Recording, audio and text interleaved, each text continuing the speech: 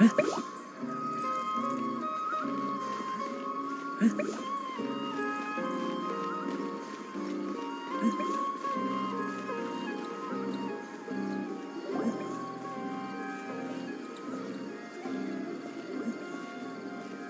Astra Avisosk. We meet again, you two. Ad Astra Avisosk. We meet again, Catherine, you two. do you have any commissions for us today? Avisosk. We meet again, Catherine, you two. do you have any commissions?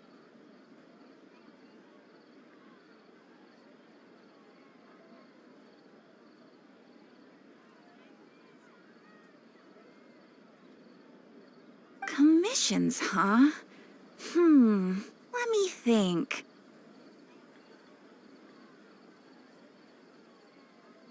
Oh, how about this? Please attend the Academia's Academic Symposium this afternoon and recite a love poem on stage.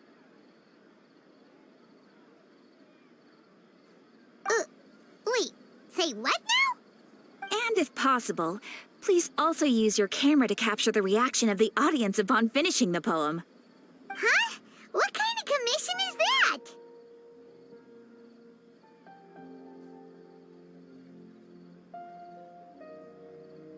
I see. It appears that you're not interested in this commission. In that case, please go to Port Armos and convince the Eremites there to spend some time volunteering at the local orphanage. Hey, that's not any better. I'm sure the mercenaries will have some interesting reactions as well. Paimon's gotta ask, just who exactly has been submitting these commissions to the Adventurers Guild? Oh, the commissioner? Well, actually, I just wanted to see the two of you in action. Was it so obvious? I was hoping you would actually take one of those commissions. That kind of chance to observe humans doesn't come by often. Ah, so it's Nahida. Paimon just knew Catherine wouldn't crack those kinds of jokes. When did you get into her head? From when she said, Ad Astra Abisosk? So it's been you this whole time? Are you done resting up, Nahida? Yes. I've been sleeping ever since we parted ways, and I even had a really, really long dream.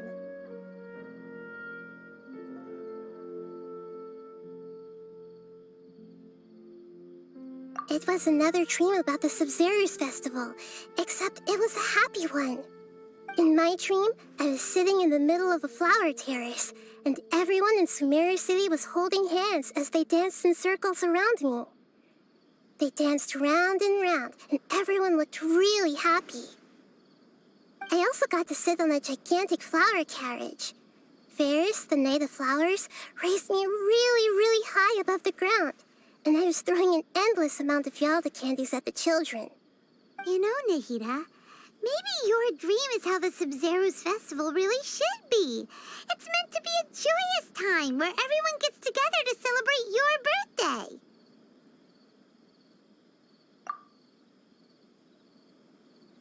Huh? Wasn't I describing a really happy dream? Why are you both looking at me like that?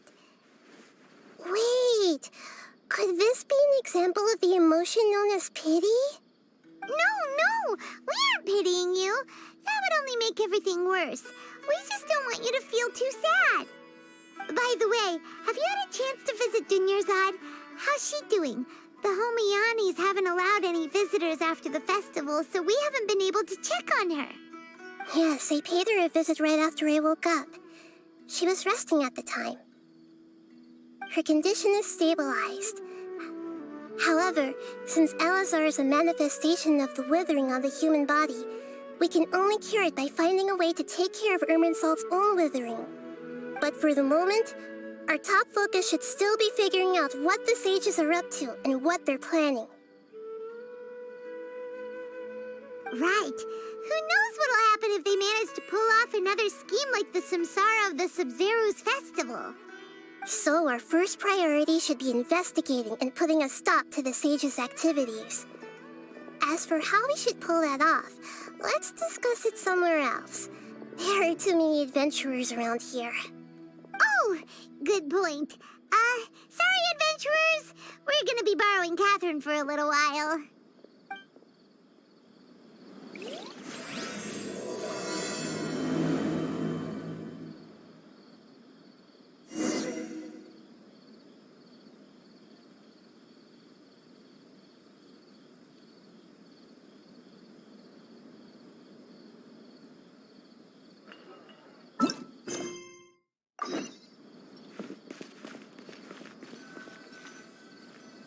Let's continue our chat here. Okay, so do you have any ideas on how we can investigate the sages, Nahida? Actually, I've already done a little bit of work on that. But for now, I want to hear your thoughts.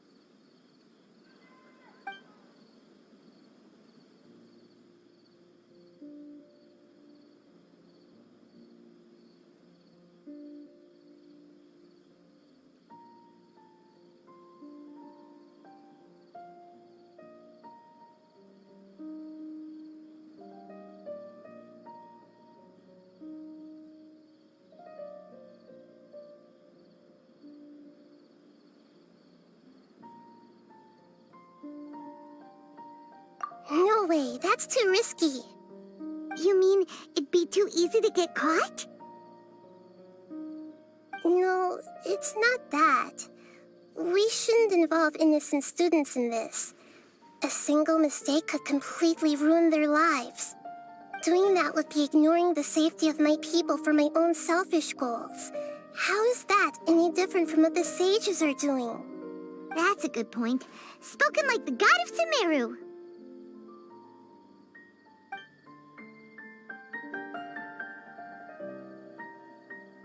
We're in the dark as of now. Since we still don't know anything about their goals, any rash move could tip them off and lead to terrible consequences. After all, every person in Sumeru City is one of their hostages. I've already tried that, but all the key members of the Academia, even the core 30 guards, intentionally avoid wearing their Akasha terminals. It seems that from the very beginning, they've been guarding against info leaks from the Akasha. Of course, it could also be because they're wary of me. Have you already caught the sage's attention? I'm guessing not yet, but distrusting me would make perfect sense if they've ever paid attention to the urban legends about me. In any case, I probably can't take over their minds directly.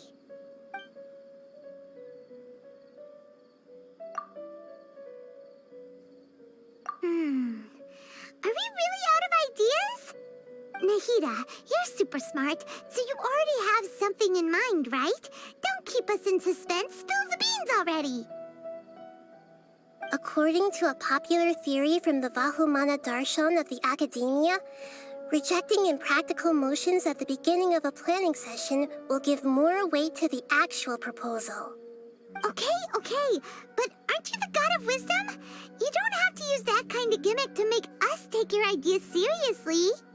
Well, I've been thinking that if I can't directly possess the leaders, and if I can't get ordinary people involved, then I should find someone who's already involved, but hasn't decided to side with the sages. You're saying we should recruit a spy? That does sound like it could work. Oh, before coming back, we met someone named Al-Haytham. He seems like he acts alone, and he likes doing stuff behind the Academia's back. They probably aren't in cahoots. Actually, I already have someone in mind. Do you still remember that female scholar named Setaria? Setaria?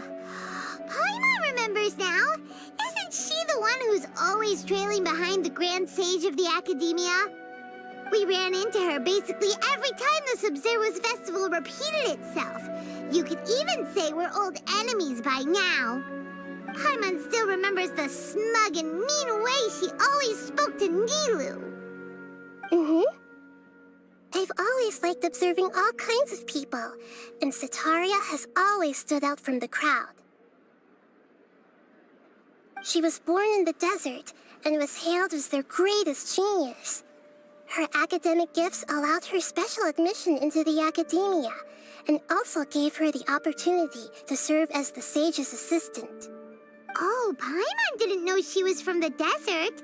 She must be pretty special then. Paimon feels like most of the desert dwellers around the city are working as mercenaries. The name Setaria means star. When she lived in the desert, she shone like the brightest star in the night sky.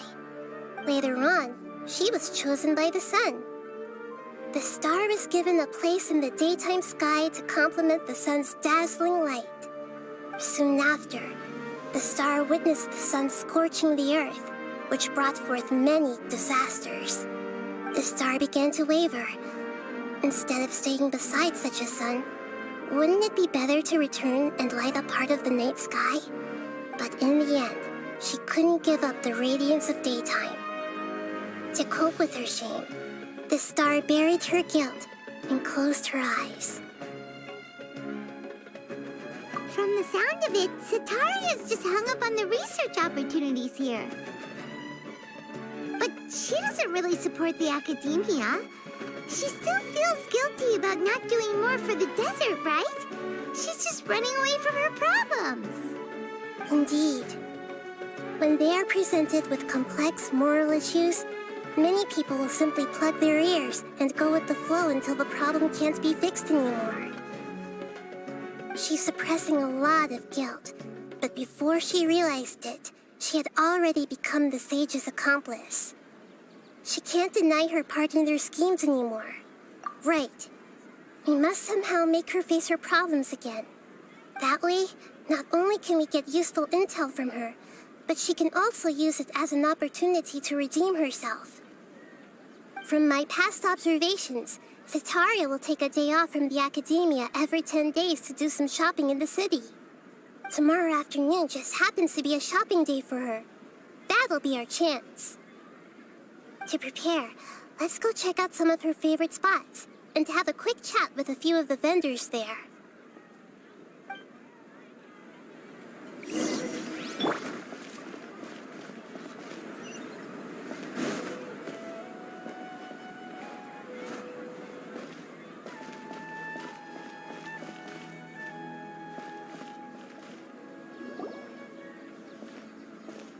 This should be Setaria's favorite fortune-telling spot.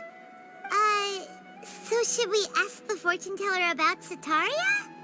No, I already have enough information on Setaria. The most important thing now is for you to pay attention to the vendor's talking style and key characteristics. Talking style and key characteristics? My poor lost lambs, have you become troubled over your fates? The divine voice of wisdom often echoes between mine ears. If thou be blessed today by the gods, I may be able to show you the way. Huh? Really? Nahida, you've been whispering things to her? Shh! My friend here has some doubts regarding her future. Can we get a fortune reading for her? Of course, of course. In that case...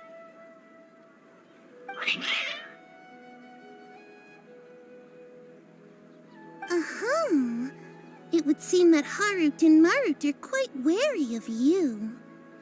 Perhaps, at some time in the past, you have somehow offended the gods. Only mocking the god of Animo, questioning the lord of Geo's financial savviness, and brawling with the god of Electro. Do those count? Oh, nothing. Go on, pick an aspect for her to divine.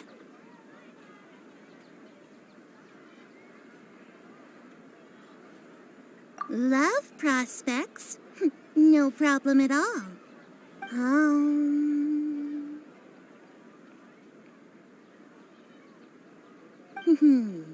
The gods have spoken. The truth shall be revealed. One who is fated to cross your path will appear on... Huh? So many people will fall for you. How could that be? Harut, Marut, did you two spoil my divination? I've never read a fortune so absurd.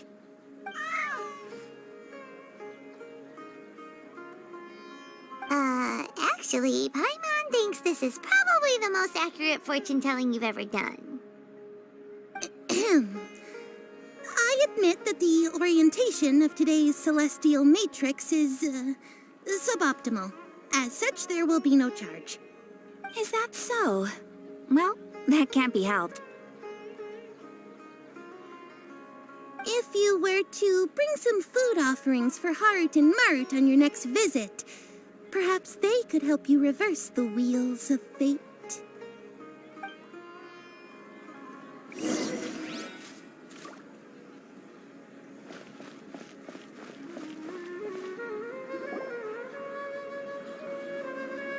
Is this another one of Sataria's favorite stalls? Yep. It belongs to a king. His father helped Sataria a lot when she first moved to Sumeru City, so she still comes by whenever she has time. When I start talking with him, listen carefully to the details of our conversation. Ah, dear customers, would you like to look at some pottery? We caught wind of your great craftsmanship, so we specifically came to take a look. Oh, I recognize you. Aren't you Miss Catherine from the Adventurers Guild? Sounds like I'm in for some big business. Speaking of, where did you learn this trade? I suppose you could say it all started with my dad. He's a mason by trade, but I picked up an interest in clay while apprenticing for him. After that, I began making pottery by myself in secret, and I simply changed trades when my works turned out well. Although it's a pity that I'm no longer making much use of the knowledge provided to me by the Akasha. That's nice. You're making a living doing something you love. So is your father still working as a mason? Oh no, not anymore. A few years back, he fell from a roof and broke his leg. Since he had already saved enough mora over all these years, he's just enjoying the retired life in Port Ormos nowadays. I see. We wish him peace and happiness in his retirement. I'll have someone in charge of logistics at the guild come by another day for some goods. We'll leave you to it. Take care now. No problem. Rest easy, all our goods are sure to meet your every need.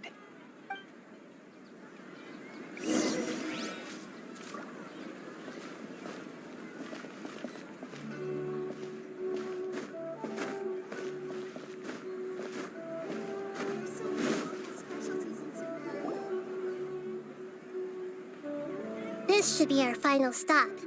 Sataria's always thinking of this restaurant when she's working at the academia, so she always comes by whenever she's out in the city. Nahida, you've really thought of everything. It's my duty to protect Sumeru's citizens, after all. Hi there. I feel like I've seen you down by the docks before. Huh? Sorry, I don't quite remember. If I recall, you were having a discussion with someone about shipbuilding at the time. Ah, that's right! I've always been really interested in feats of marine engineering. After all, I grew up in Liyue Harbor and spent my entire childhood staring at the ships going in and out of the port. I came to Sumeru to study, but failed to make it into the academia due to my lack of talent. But I'm still discussing all kinds of problems with different scholars, and I'm continuing to study and perform research from the restaurant's basement. I'm sure I'll get to the academia after their next round of exams. What an admirable spirit for learning. Amazing. Sure, but you'll find hardworking people wherever you go. So this restaurant has a basement as well? Huh. First I've heard of it. That's right. It's not usually open to patrons. Most of the time, employees use it for breaks or to hold private events. I see. Yes, that makes sense. Well, good luck with your studies, Miss Chishan. Thank you so much. As long as I can make it into the academia as an official student, I'll be happy.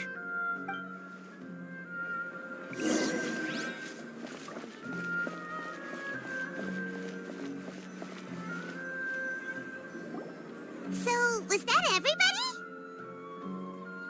Mm-hmm. 3 familiar faces should be enough for Sataria.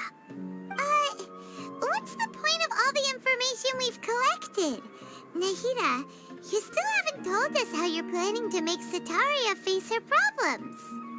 Sataria is already used to avoiding her problems, so we must find a way to break through her usual sensibilities.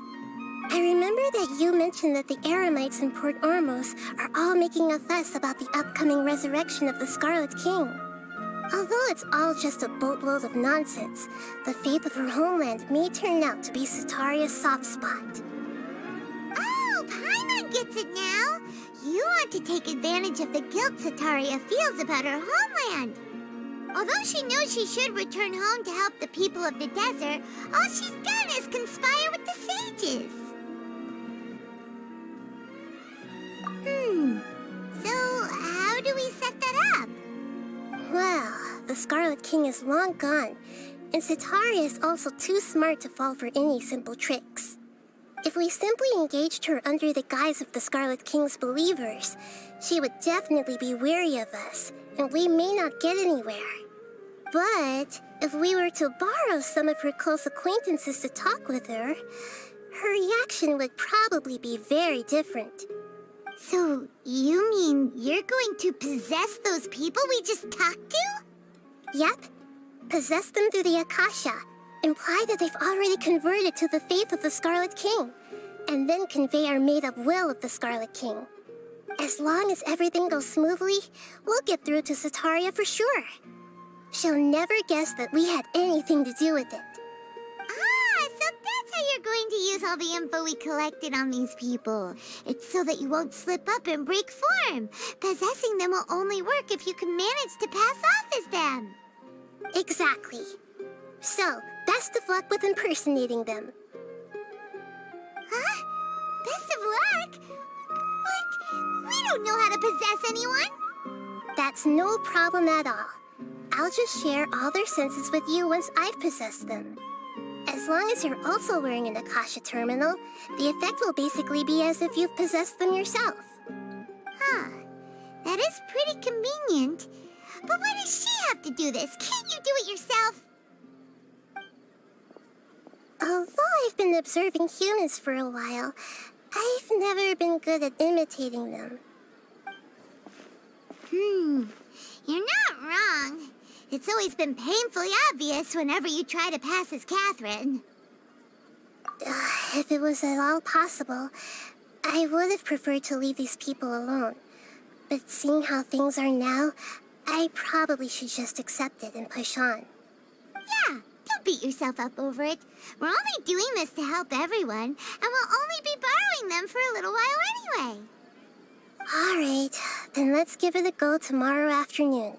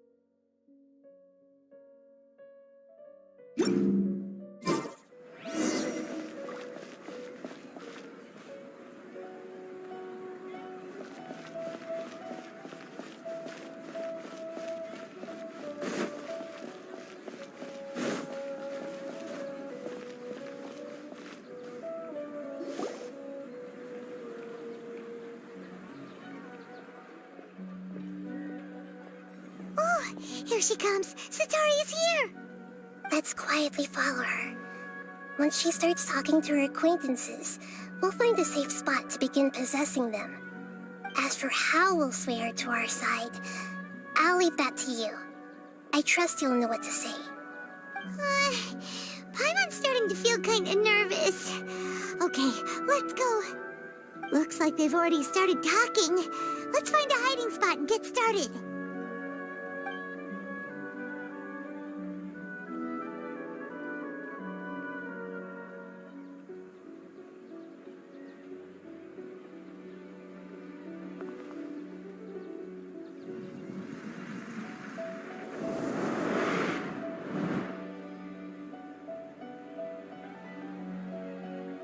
That's right. You really can't force anything when it comes to love. And besides, everyone around me has a very different background and outlook. Are you still listening to me, Nabia? Oh, of course I'm listening. You were talking about troubles with your love life, right? I heard everything you said. Okay then.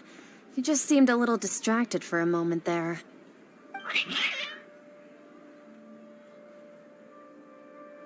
Strange. Your cats seem pretty worked up. Is something wrong? I always thought they were quiet, happy kitties. Oh, what are their names again?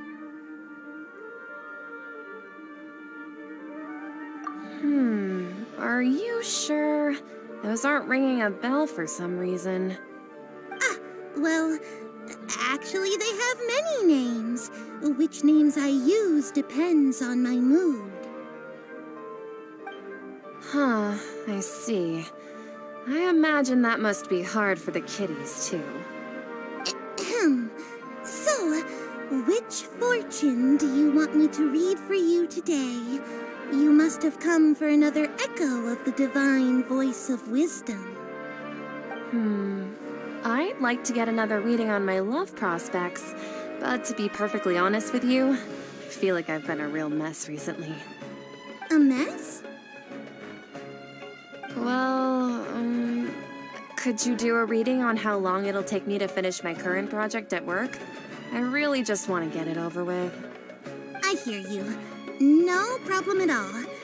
The gods will reveal the truth.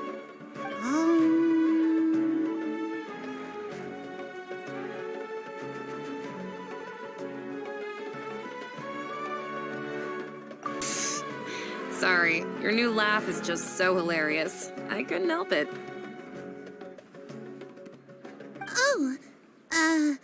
Please pay no mind to those kinds of details. The gods are asking, Sitaria, why haven't you gone home? Why haven't I gone home? Do the gods really know everything I've been thinking about? Sitaria, why don't you just go home? It's a demand now instead of a question. The gods seem to be truly upset. I'm sorry. I know I failed the gods. Please pass on my most sincere apologies and ask for their divine forgiveness. And if I may ask, Nabia, is there a specific god who's speaking to you right now?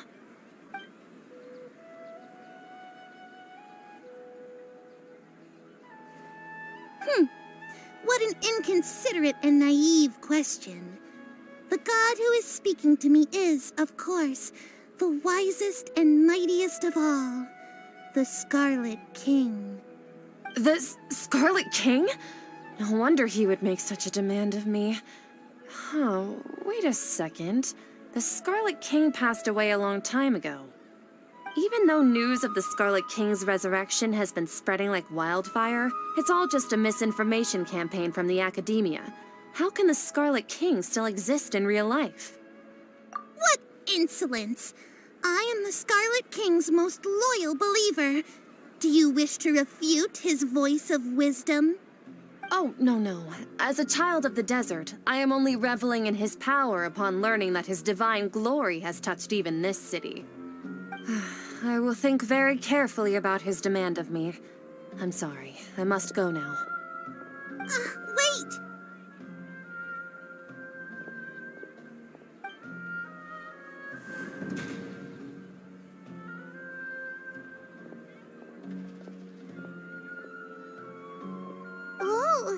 She just ran off in a hurry.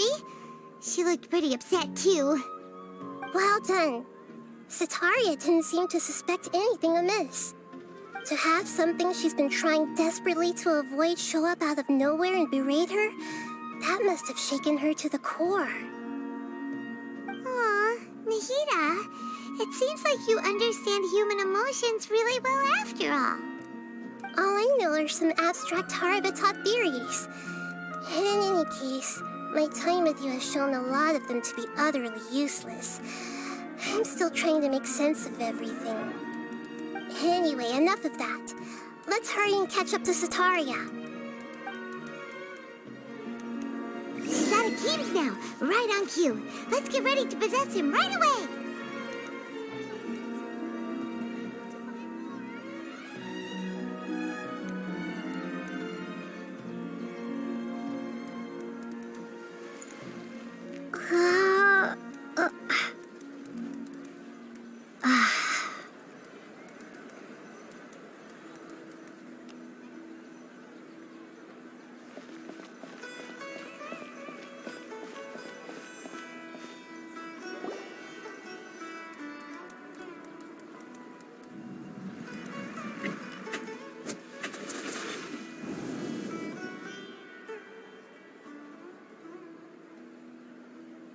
It's okay. I just got caught up in something.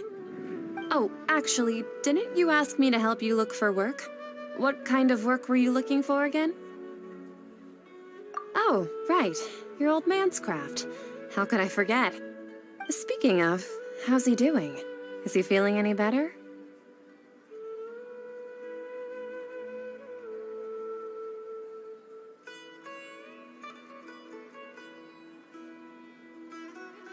Oh, that's good to hear. I have been thinking a lot about him. If I could get some more time off, I'd love to pay him a visit. Actually, while we're talking about him, is he still living in Port Ormos? Yeah, he's been retired there for a while. If you could find the time, please write him a letter.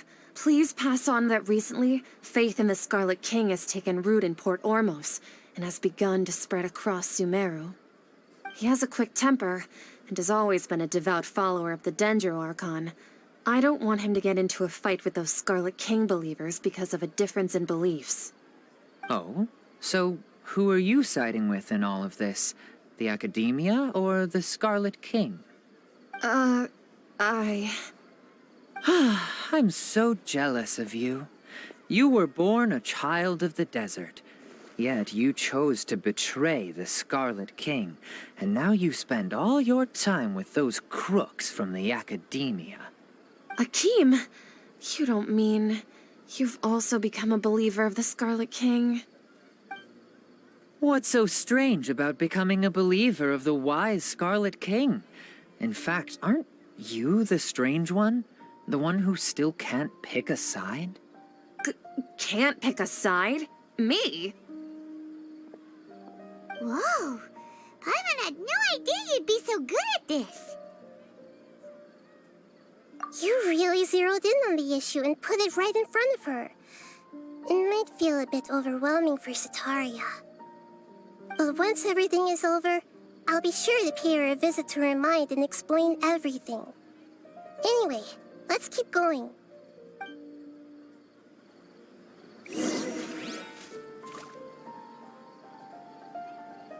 Come on! Sataria's already started talking with Shishan!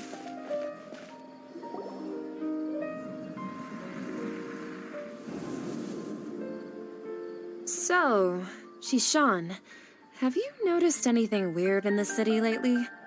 Like, as if someone was trying to preach to you about something?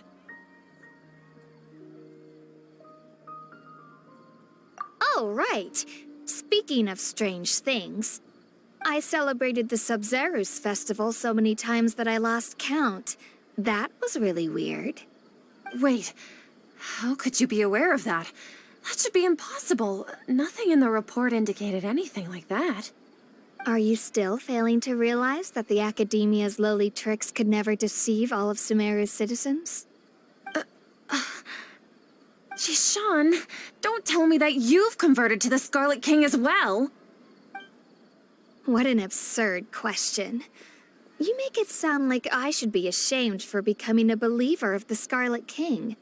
In reality, shouldn't you be the one who is ashamed?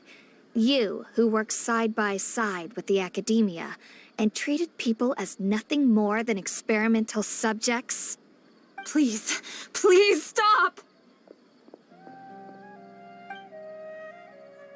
Even now, Satari is still trying to run from her problems.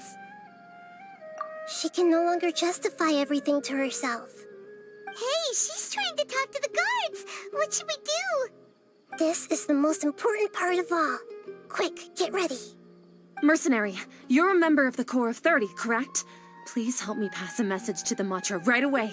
The situation in the city is getting out of control. Please, try to remain calm, miss. Tell me what's happening in the city. Heretics are infiltrating the city, and they've already converted many residents to their side. Heretics? What kind of heresy are you talking about? The Scarlet King! Many people I know have suddenly started believing in him, but he's long dead. It's impossible. Miss Sataria, nothing is impossible. You know my name? The Scarlet King is immortal, and all who defy him will one day pay the price. You must face the truth, Sataria. You tread a treacherous path, and the longer you ignore it, the tighter the Academia's grasp on you will become, and the deeper you will be ensnared. Child of the Scarlet King, never forget that the desert that belongs to you lies elsewhere. What's so strange about becoming a believer of the wise Scarlet King?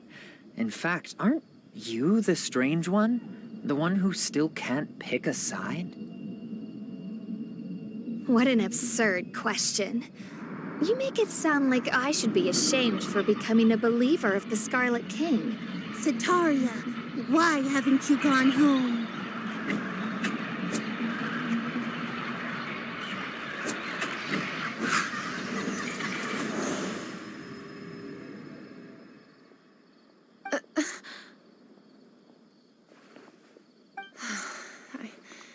It seems that no matter where I run, I only keep finding more believers of the Scarlet King.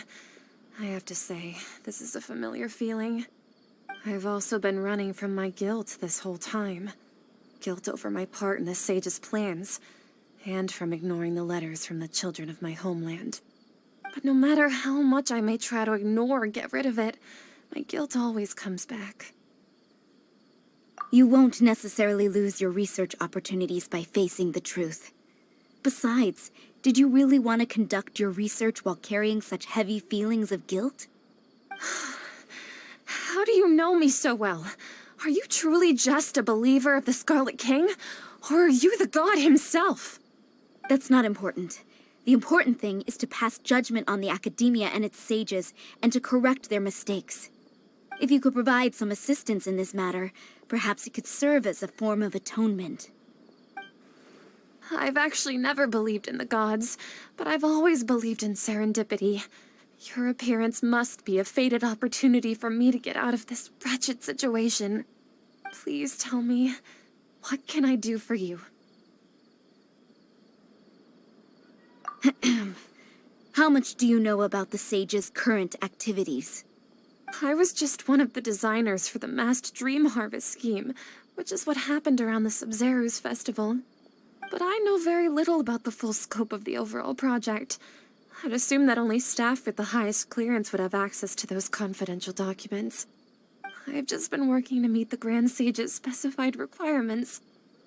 However, there's something that's been really bothering me.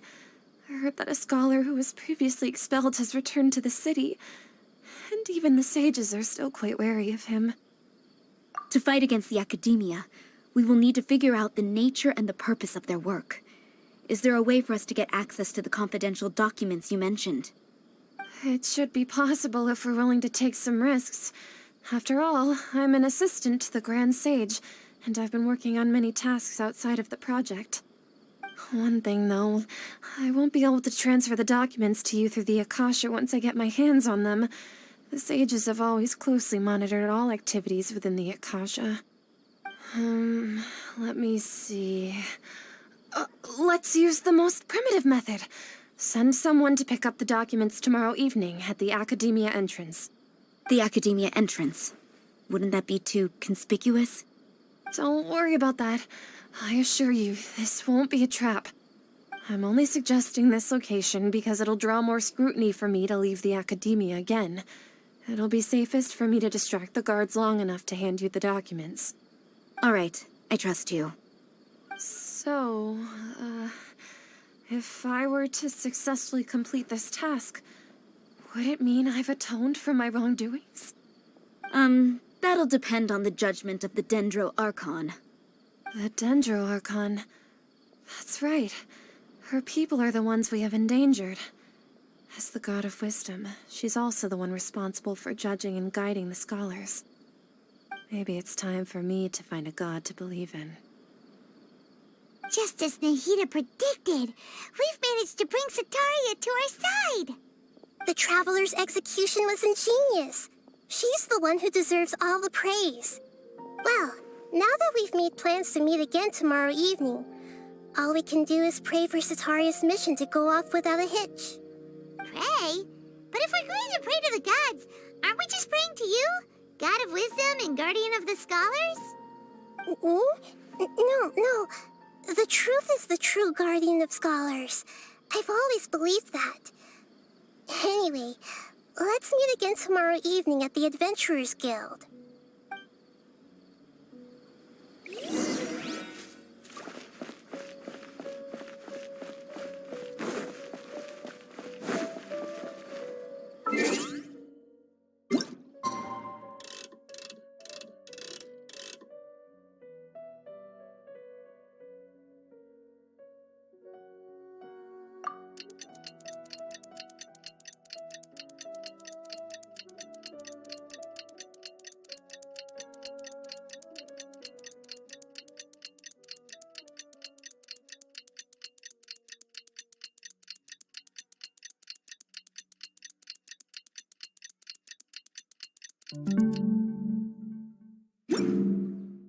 Catherine, we're here!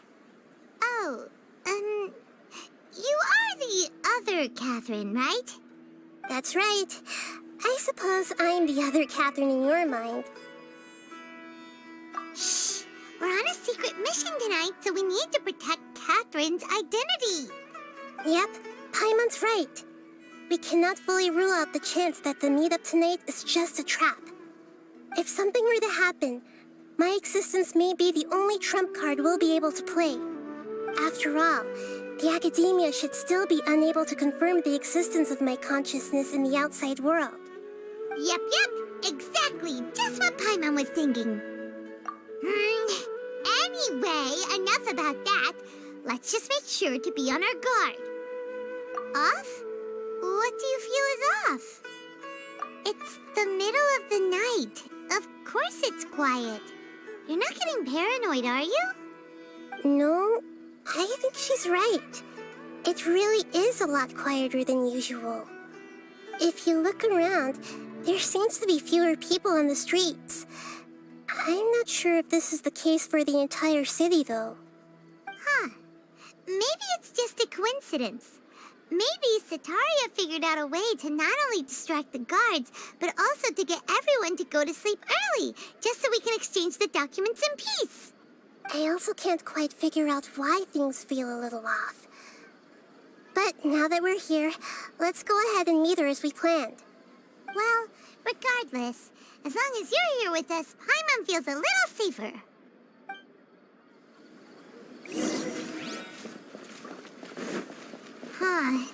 There really aren't many people out right now. Let's hope it'll be this quiet in front of the Academia, and that Sataria managed to distract all the guards.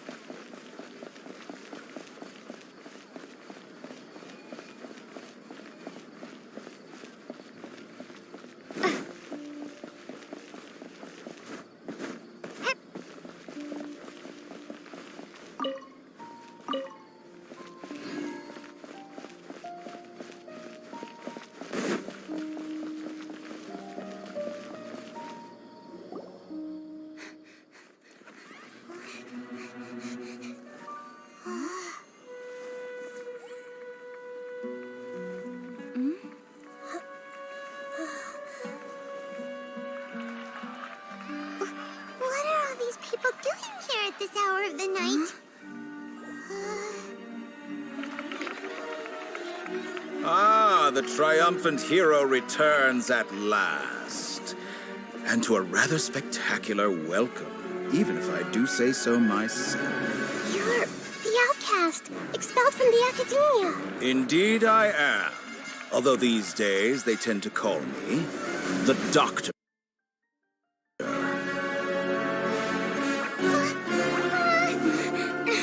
If you're looking for your researcher friend, she has already been taken into confinement. With some basic caution, she could have discovered the listening device on her person. Clearly, she lacks the degree of rigor expected of a true scholar.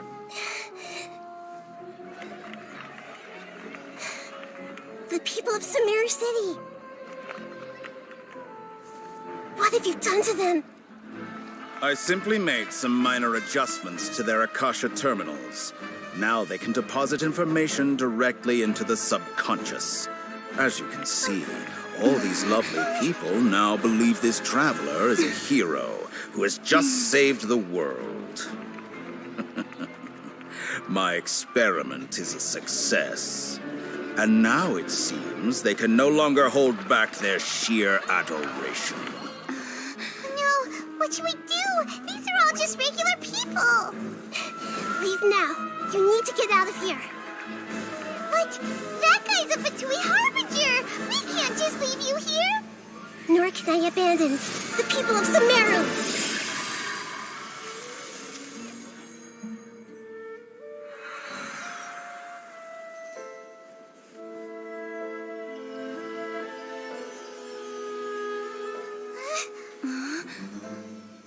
Don't worry. We'll meet again outside of the city.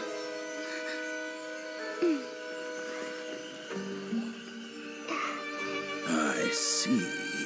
You appear to have overridden their mental faculties with your own consciousness.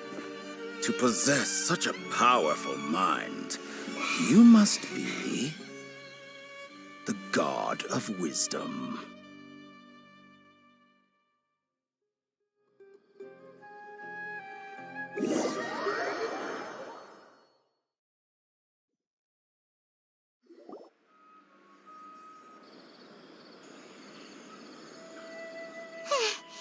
This should be far enough.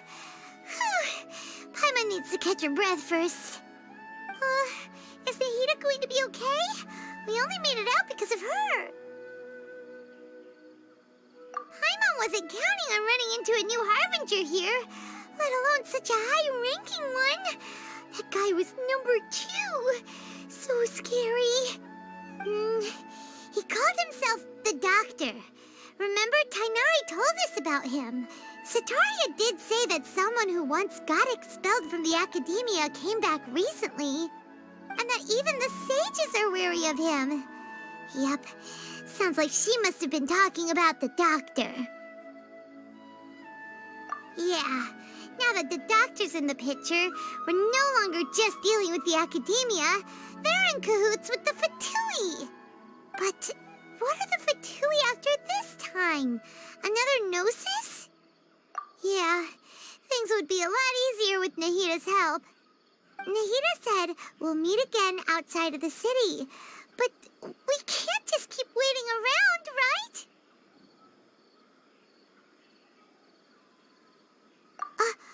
You mean... Oh, right! Wasn't he invited by the sages to work on some project when we were staying with him in the Vidia Forest? That has to be the same project. Even though he turned it down at the time, he might still know something. There's no time to lose. Let's go to Gandharvaville.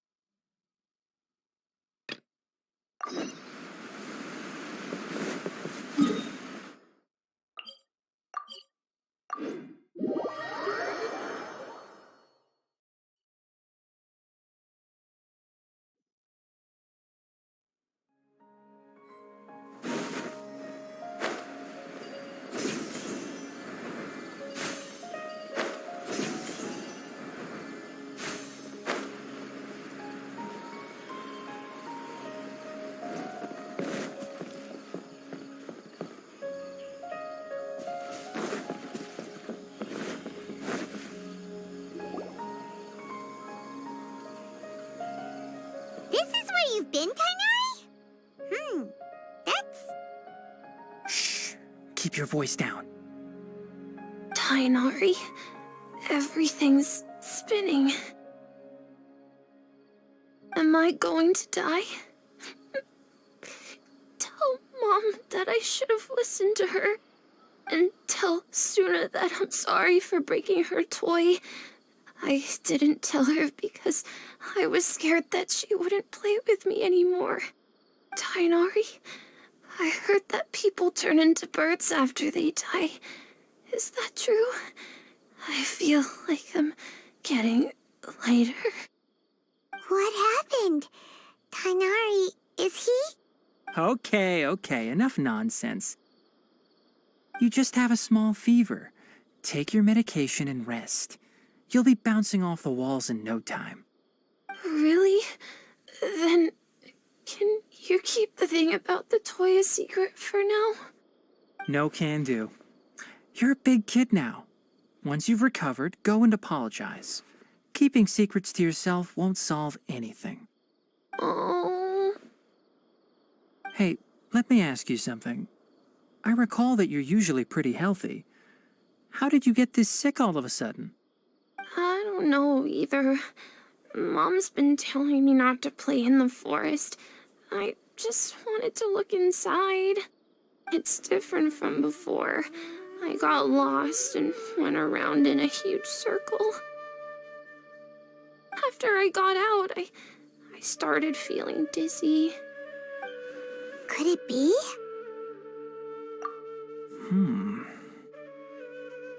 So that's how this whole mess happened. Anyway, go rest. No running around until I say so, got it? Traveler, Paimon, let's step out for now. Mr. Forest Watcher, how is my son? I gave him some antipyretics. Let him rest here for a while. I told him that he would feel better after some medicine and rest, but I only said that to comfort him. His symptoms resemble a fever, but something else is causing them. They seem more akin to a disruption in his psyche. Antipyretics won't be of much use. What do we do? Mr. Forest Watcher, you have to help him. If memory serves, a plant called Vasanti grass can help soothe the mind.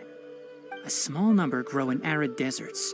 They usually look like shriveled weeds, but can be revitalized with a splash of water. They're expensive and unable to grow in the Avidya forest's climate, so I don't have any on hand. I'll ask the caravans. Go find Kale, have her prepare medicinal tools and a set of traveling gear for me. All right. Thank you. Contaminated region, huh? Is that why you two are also here? Yep. Is it a new withering zone? Doesn't seem like one. Whether you look at scale, internal conditions, or resultant effects, they're completely different. The only thing they have in common is that they aren't welcome. This nuisance made itself home in the Avidya forest, so I can't turn a blind eye. We feel the same way. All right. Let's contact the caravans first and purchase some Vasanti grass. We can all... There's no time to waste. We have to move quickly. Let's go.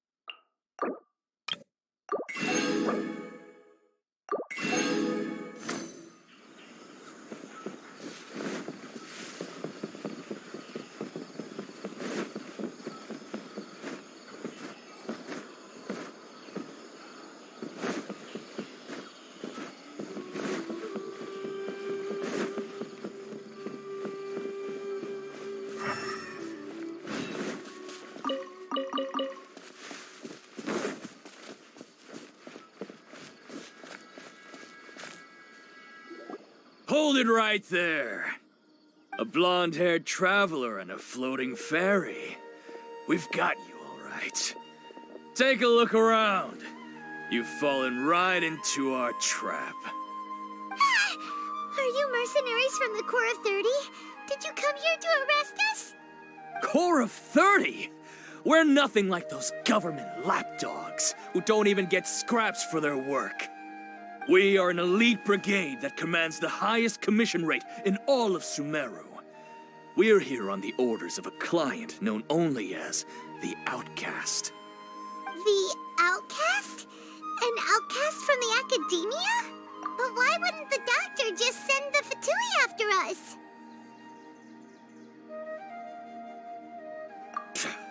Still wasting time on idle chit-chat. We'll shut you up soon enough. Get them! You're up, Traveler! Scatter! Rest, rebuild, dissipate! Can't see? Need. Take that! Take my blade. I'll take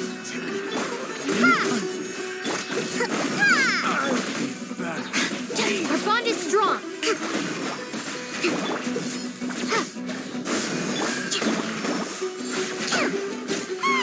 It isn't over yet! Here comes reinforcements! Scatter! Terrified!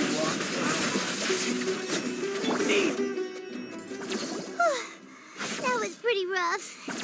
Is that what elite mercenaries are like? Yeah, looks like we'll have to keep our guards up. But this doctor guy seems like a pretty tough opponent. He knew going up against smart people is tough. Anyway, let's keep going.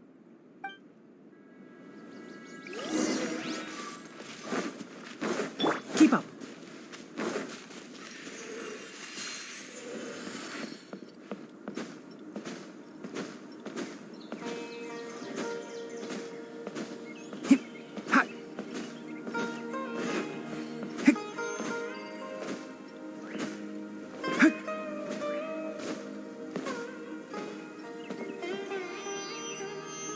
Oh, it's the Traveler and Paimon. What are you two doing back here? Kale, it's nice to see you again. Are you doing all right? To be honest, I'm not doing too well. My Elazar has been progressing at a faster rate lately. I'm finding it harder to complete more intricate tasks. As a result, Master Tainari is taking me off the patrol schedule. He will only allow me to stay here and coordinate other people's tasks. Oh, Kale. Speaking of Tainari, did he go off on patrol? We're here to talk to him. Oh, Master Tainari? He just left the Avidia Forest a little while ago. He was headed to Party's DI. Huh? He left? But isn't Tainari always saying that he never wants to leave the Avidia Forest? He even turned down the Sage's invitation. I thought it was weird too. Master Tainari always prioritizes his work as a forest watcher above everything. He almost never leaves his post. No, I only found out that he left through a message he left behind. He also made sure to delegate all his tasks using a schedule. To leave in such a hurry? I guess he had something urgent to take care of. Master Tainari originally studied in the Amorta Darshan of the Academia, and Partis DI is something like the Amorta's research base. Many rare shrubs and grasses have been planted there for research. I know that before he became a forest watcher, Master Tainari once spent a long time conducting research at Partis DI. A research base, huh? Gotta wonder what kind of research Tainari just decided to work on all of a sudden. Oh, we don't have a lot of time, so let's go look for him at Party's DI. Don't worry. I'm fine. I'm used to living with Elazar by now. If you run into Master Tainari, please send him my regards. Got it. Will do. See you later.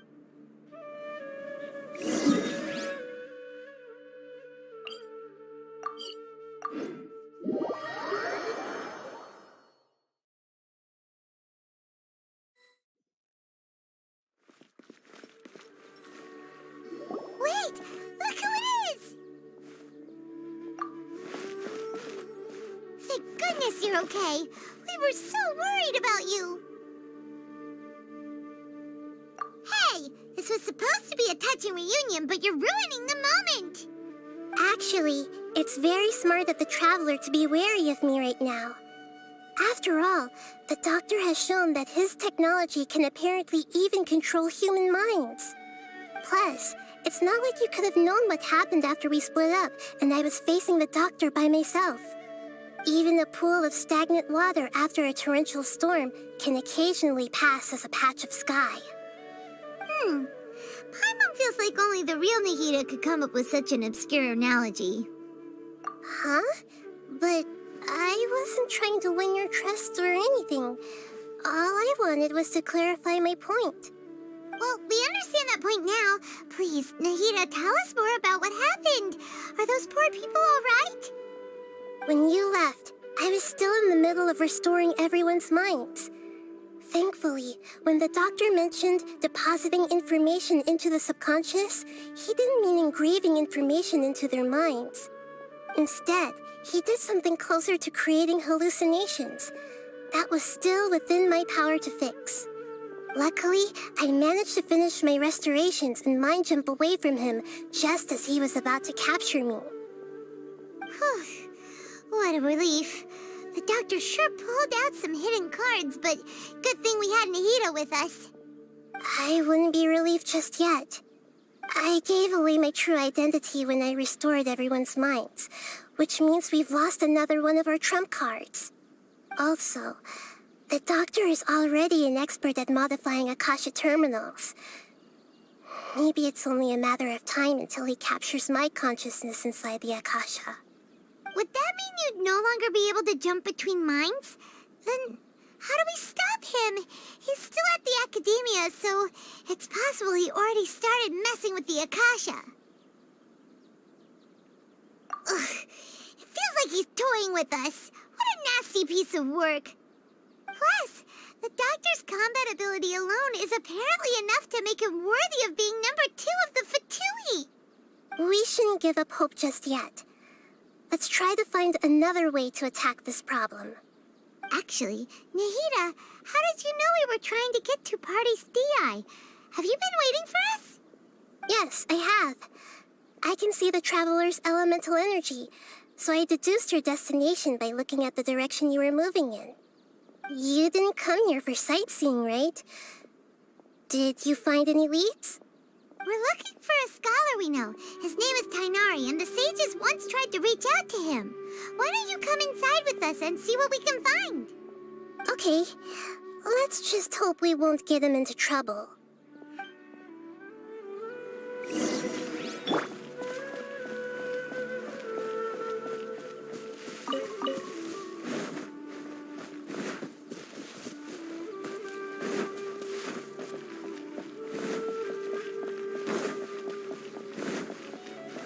I wish they'd recommend some people with actual competence for once.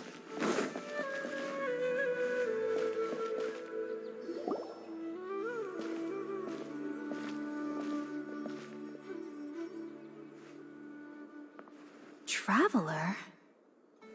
It is you!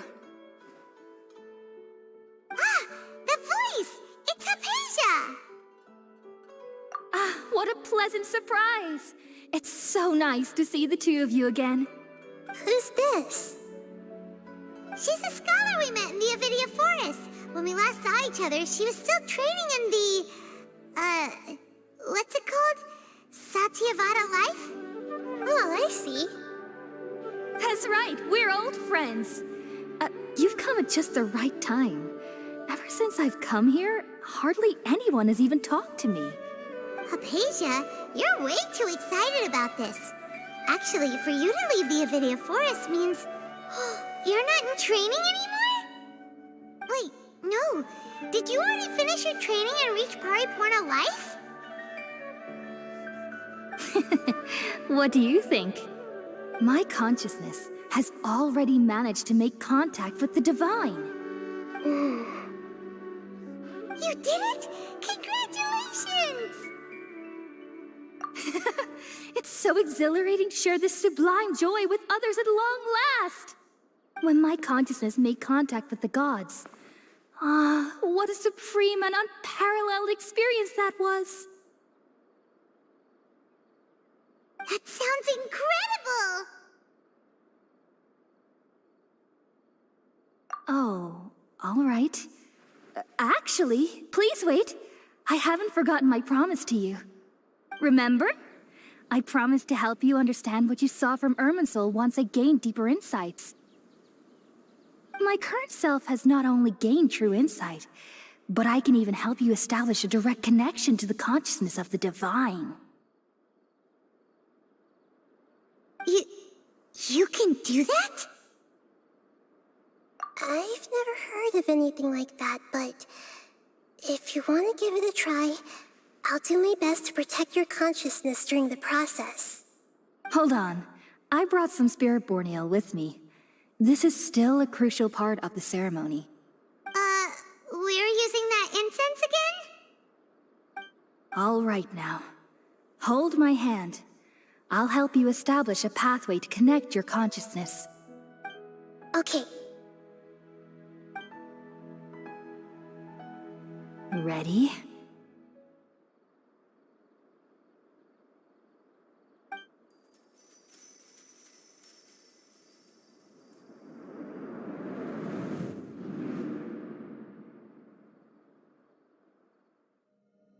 It took 3 betrayals for me to finally understand. The world is just an elaborate tapestry of lies. My fury will never be quelled. The first to betray me was a god. My creator. My mother. Valuing strength above all, she saw no worth in me and I was discarded. The second was a human. My family. My friend. Consumed by fear, he saw me as an abomination. The third was one exactly like me. A hope for the future. A fledgling barely out of the nest. Powerless before his mortality, he broke his promise to me. Humans, they can't be trusted. And the gods fill me with pure loathing. So I said good riddance. I denounce the world and laugh in its face. My chest will never again be defiled by worldly filth. I will scrub away every last trace of human emotion. Then it will be empty, a blank slate, and ready to receive a supreme gnosis, brimming with pure divinity.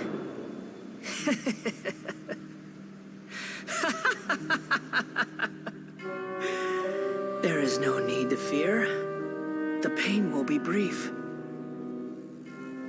Your era is coming to an end.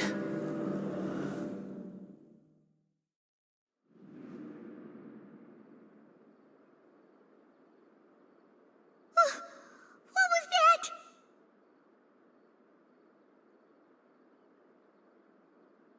Did we actually just see the Balladier's memories? Everything matches what we know about him. But how is he connected to the divine consciousness that Hypatia was talking about? You saw it, right? You felt it, right? Such a majestic god! Such a noble will!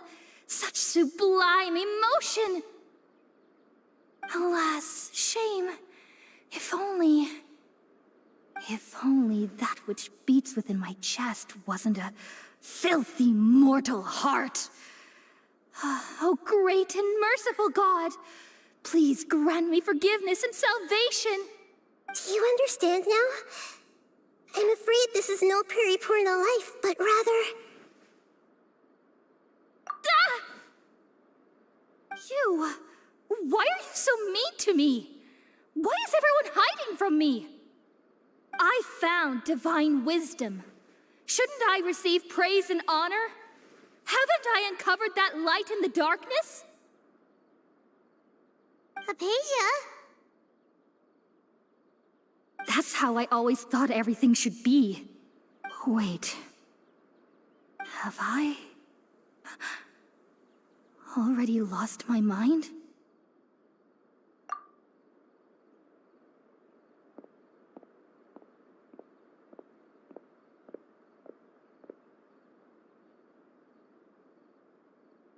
Wait, something isn't right.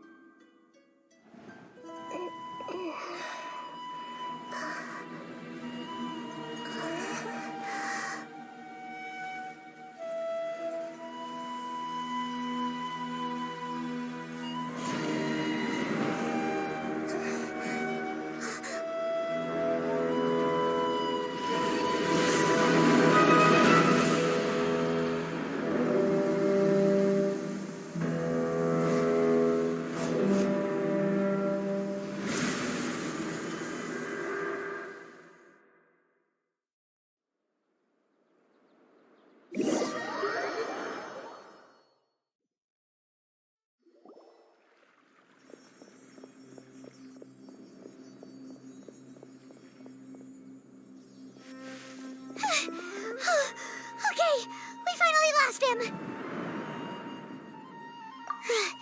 Are you okay, Nahida? Wait, no. Something feels different. You're back! Oh, the Traveler's back? Nahida was controlling your body for a while. It seemed like she jumped over to you as an emergency measure right before the Catherine puppet was destroyed. After that, Tainari heard the commotion and came over. He helped us defeat the mercenaries and then he ran with us all the way here.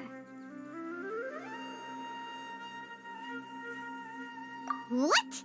You swapped places? You mean your consciousness also went into Nahida's body? Wait, then where is Nahida's consciousness? Where is she now? I never imagined that an individual's consciousness could be transferred around like this. Had I not seen it with my own eyes, I would have never believed it. I don't think this can be achieved with current human technology. Also, while we were running, the consciousness in your body told me to pass on a message. She said, "The doctor has found a way to trap my consciousness, so I can't journey with you anymore. But even in a moonless night, a shower of starlight can still drown out illusions and lies." Oh no! Nahida's trapped in the sanctuary of Sumeru for good this time. Was that message all she left for us? It's pretty vague. Oh, that makes sense. Since the doctor captured her, she won't be able to say anything without him knowing. She's being extra careful. Even in a moonless night, a shower of starlight can still drown out illusions and lies. Huh.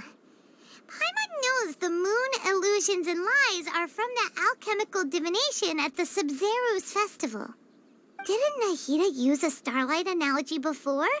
It had something to do with Sataria.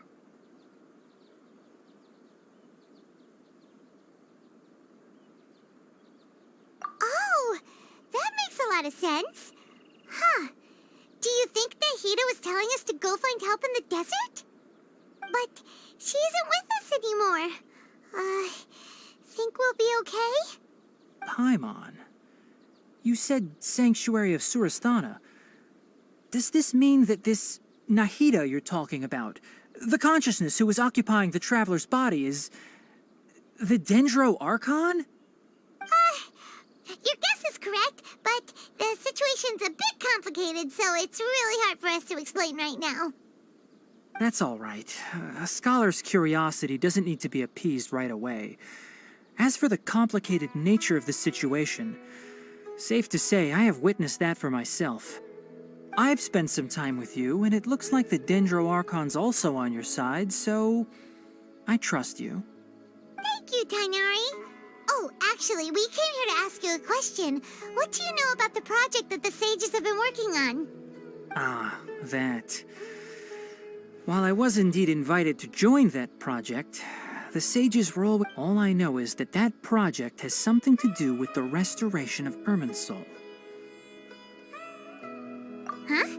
Did you see something when you were in Nahita's body? What? Do you have any evidence?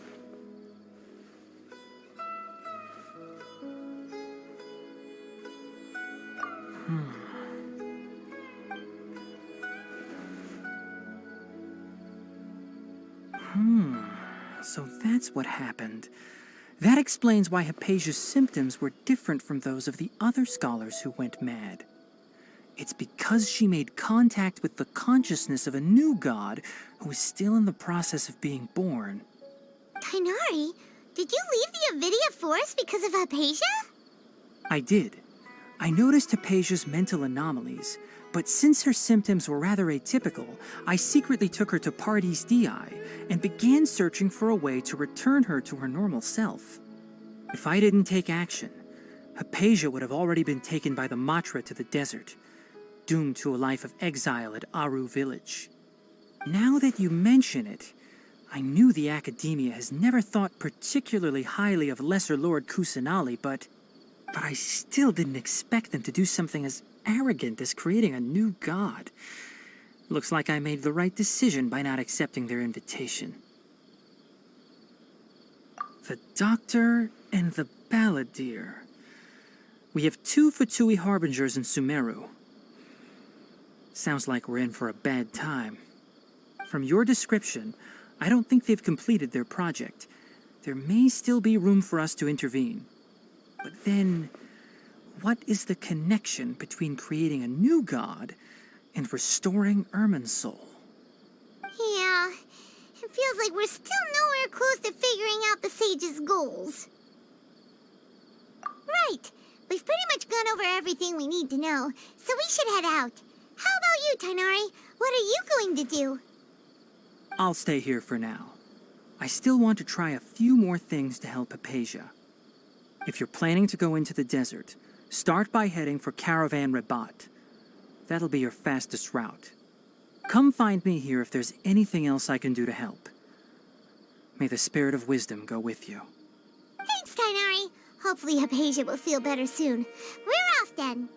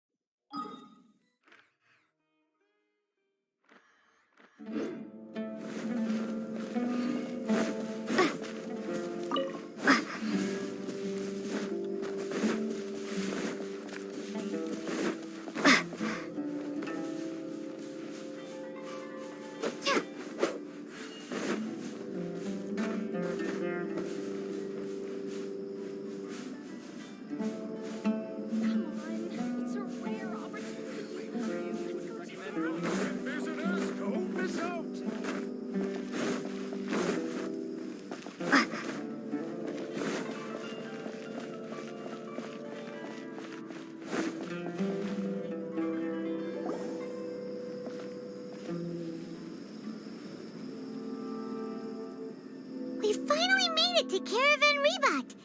It's pretty lively here. So, just past this wall is the desert, huh? Oh, wow.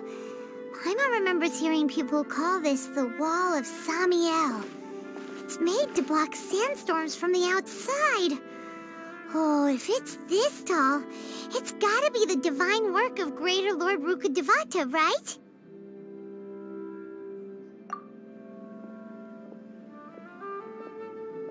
Enough gawking. Come on, follow me.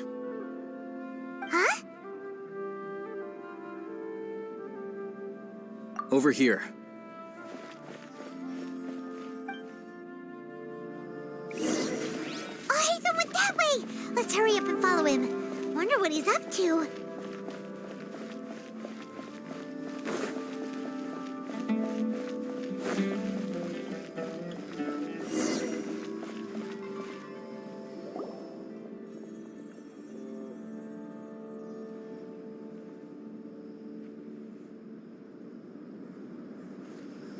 What the?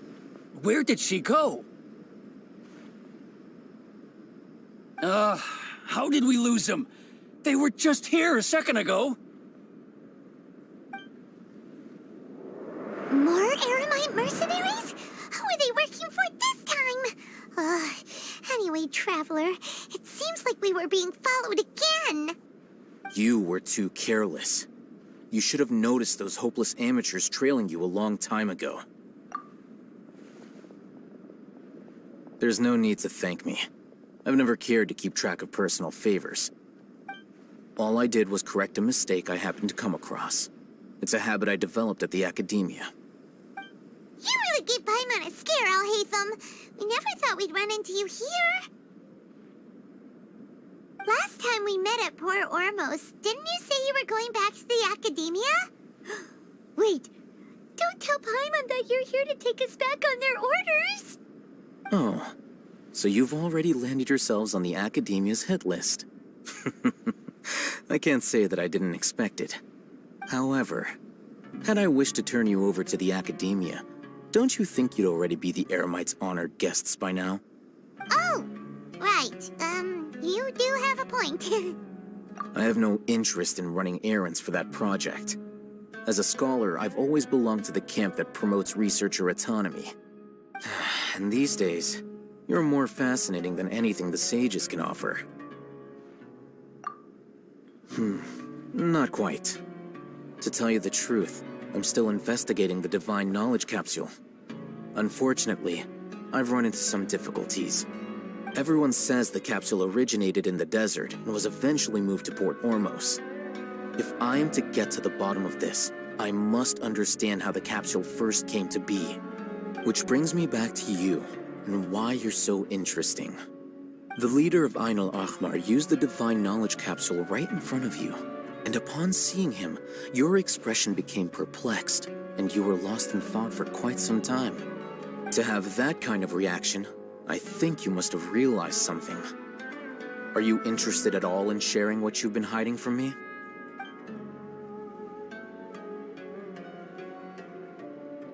Alhaitham, you really have a ridiculous eye for detail.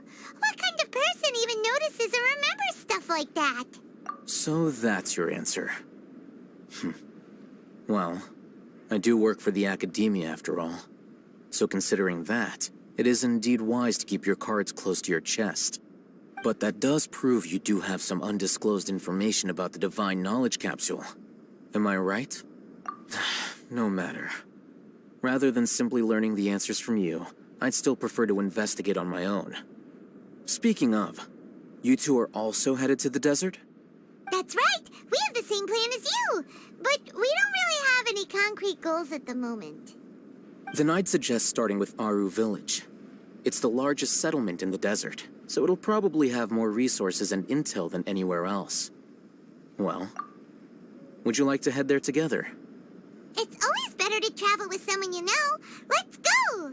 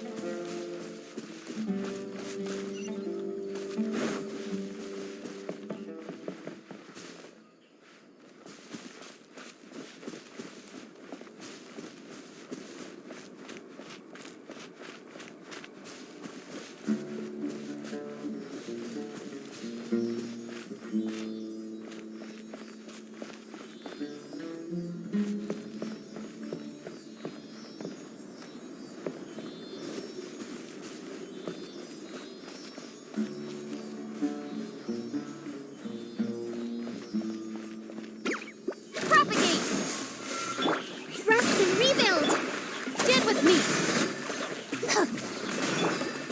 One with the forest.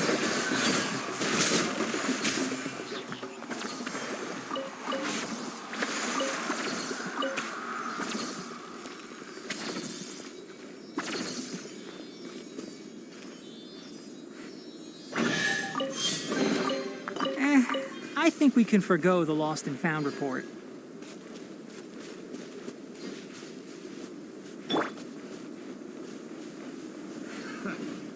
Scatter! Allow me! Dissipate!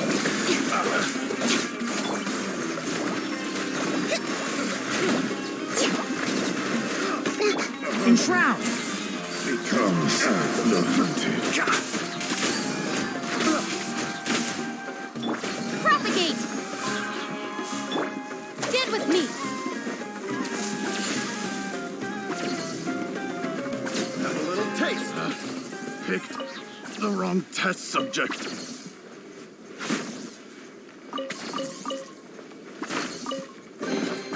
Every little bit counts.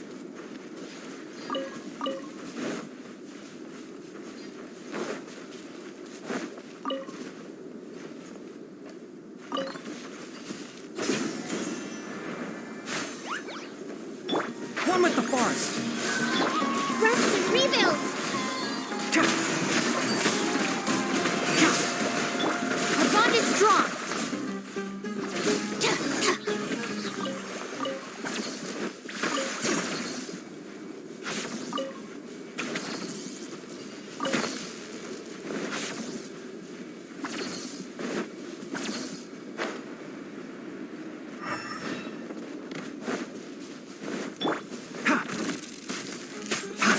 Can't see.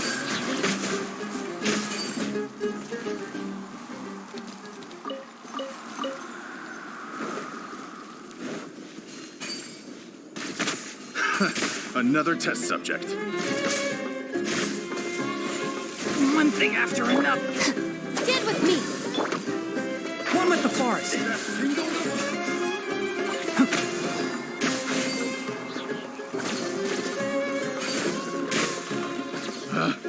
Picked the wrong test subject.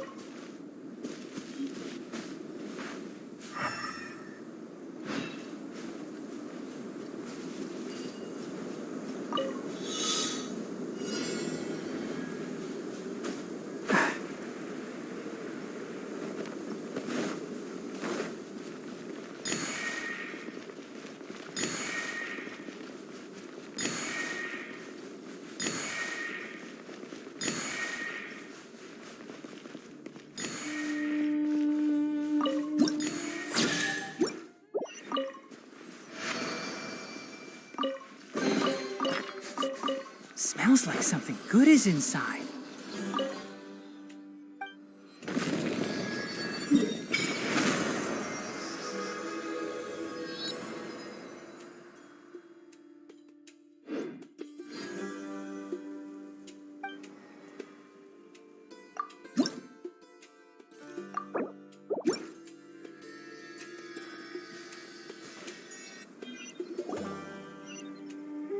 Before us lies Aru Village, the safe haven of the desert folk. Whoa, this landscape is really something else. What a cool place! Let's go check it out!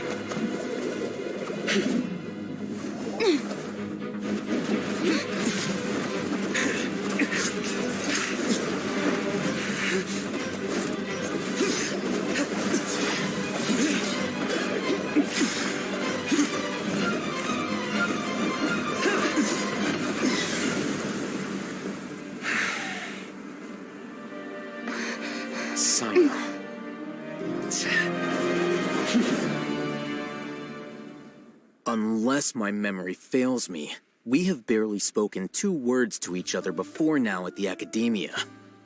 Would you care to enlighten me as to when and how I invited the General Mahamatra's wrath? Al-Haytham, do not think you can escape my judgment just because you managed to escape my attack. Judgment? So that's how you'd characterize your actions here, is it? Or would elimination perhaps be a more accurate description? Had I used my full strength, not even this traveler would have been able to stop me.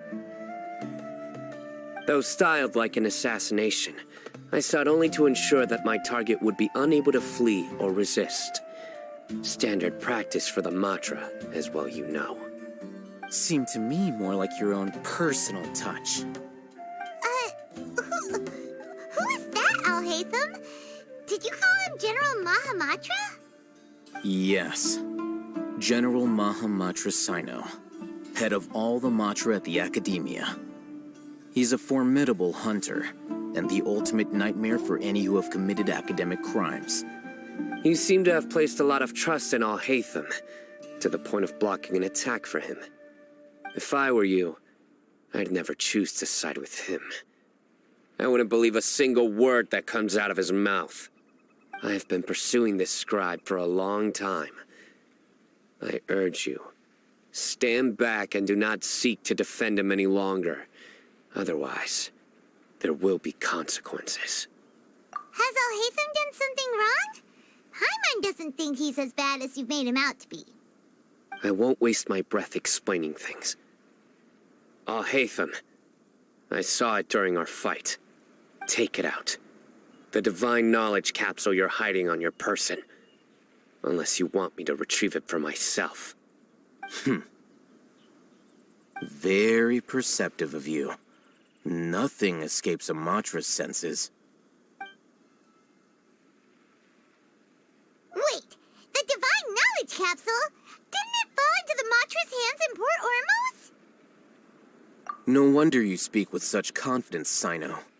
But I must admit, I'm very curious. What does this capsule mean to you? And why, as General Mahamatra of the Academia, are you all alone in the desert? As far as I'm aware, the other Matra have been speculating about your disappearance. Have you been given a mission that's, let's say, morally dubious? If I was the real target of your mission, what was stopping you from simply using your authority and resources to judge me within the walls of the Academia? I should have known you'd be difficult to deal with. You two? Ugh! What should we do, Traveler? Paimon feels like we can't trust either of them. Well, look at you two, acting all tough and self-righteous over there. Wait, Dia?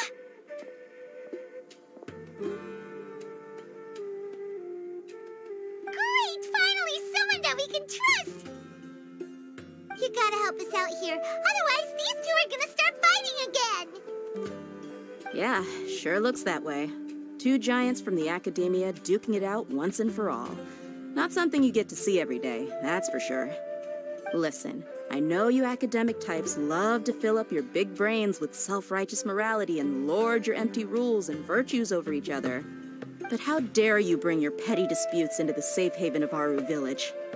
It seems like someone's gonna have to beat some sense into your thick skulls until you finally learn to respect these grounds.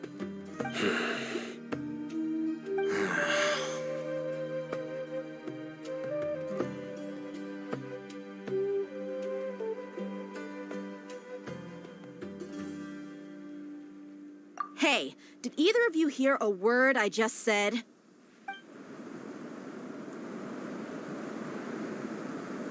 Ooh, what's going on? The wind's so strong. Is this a sandstorm? Paimon's gonna get blown away. Another sandstorm? What's up with these recently? Hey! All of you, over here, quickly! We have to take cover. Someone's calling for us! Oh, this wind is too strong! Let's get over there! That sounded like Candace. Come on, you two. Jeez, are all of you Academia folks such hard work? Move it! All right, stop yelling.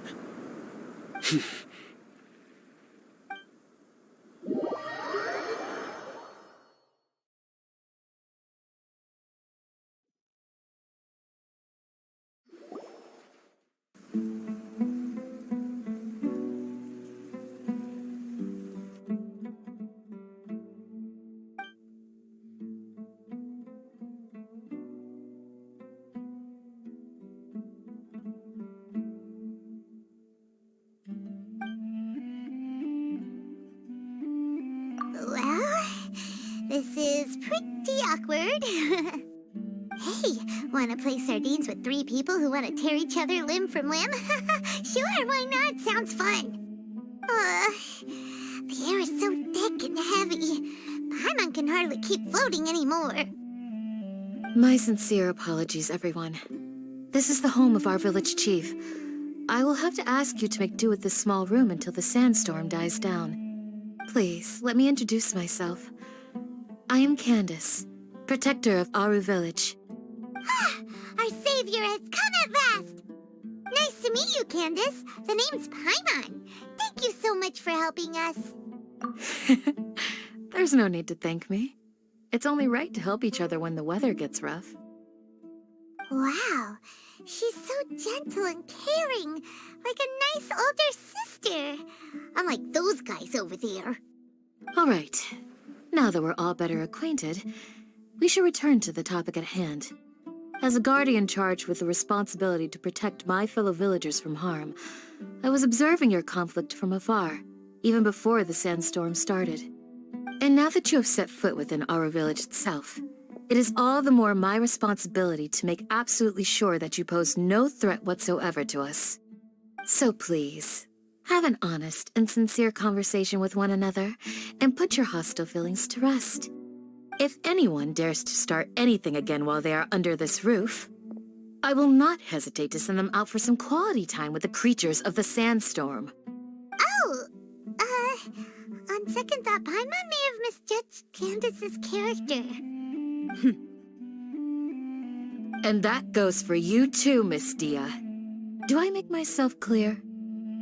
All right, we got it, Candace. That's what I like to hear. So, which of you will begin? I was supposed to be a mediator, but I might have gotten a little too involved just now. Anyway, one of those two should probably start talking. Wait, that was you trying to be a mediator? I have nothing to hide, so there's no shame in explaining myself. While All Hatham wasn't wrong about the other Matra not knowing my whereabouts, it's not because I've been assigned a morally dubious mission. Rather, I've chosen to exile myself. Huh? Exile yourself? A little while ago, I discovered that there was data missing in the Academia's project planning and development files. What little they did report clearly did not match the project's actual progress. As General Mahamatra, I had the responsibility and authority to request an audit. However, to my surprise, the person responsible for the erroneous data was none other than Grand Sage Azar himself. I tried to investigate the issue myself before submitting a formal audit request, but I soon found that all leads and potential pieces of incriminating evidence were carefully concealed from me. I began to realize that they were cautious of me from the very beginning. Unsurprisingly, the Grand Sage rejected my audit request as soon as the submission reached his desk. He even said to me, "The power of the General Mahamatra is granted by the sages. You have no right to judge us." So they really are up to no good. I realized then that to the Grand Sage, the Matra are nothing more than tools for the sages to assert and maintain their control over knowledge. The vows that we took, the principles that we strive to uphold, they are meaningless to the academia of today. I believed it would be wise to flee the academia before the sages had a chance to take action against me. This way, They can no longer see nor predict my actions. I will never give up on this investigation. There's no need for someone else to give me power or authority. Once I find the truth, I will administer judgment by my own name. Sino seems to have the same goal as us. We're all investigating the sages. Plus, now that he's no longer the General Mahamatra, he somehow feels a lot less scary. Well, Sino, if that's your story, then why did you see Alhaitham as a target? When I was investigating the matter in the academia, I overheard a conversation between Alhaitham and a sage. The sages asked you to investigate a blonde-haired traveler. Do you dispute this, Alhaitham?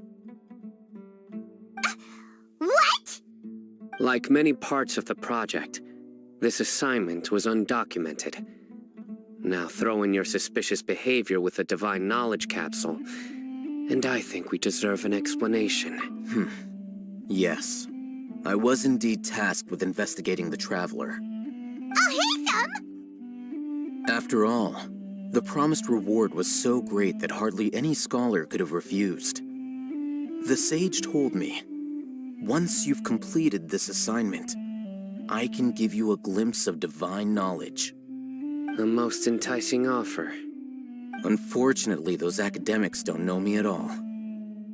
Their words contained one key piece of information, namely that divine knowledge indeed exists. That gave me all. From my perspective, the sages are far from trustworthy.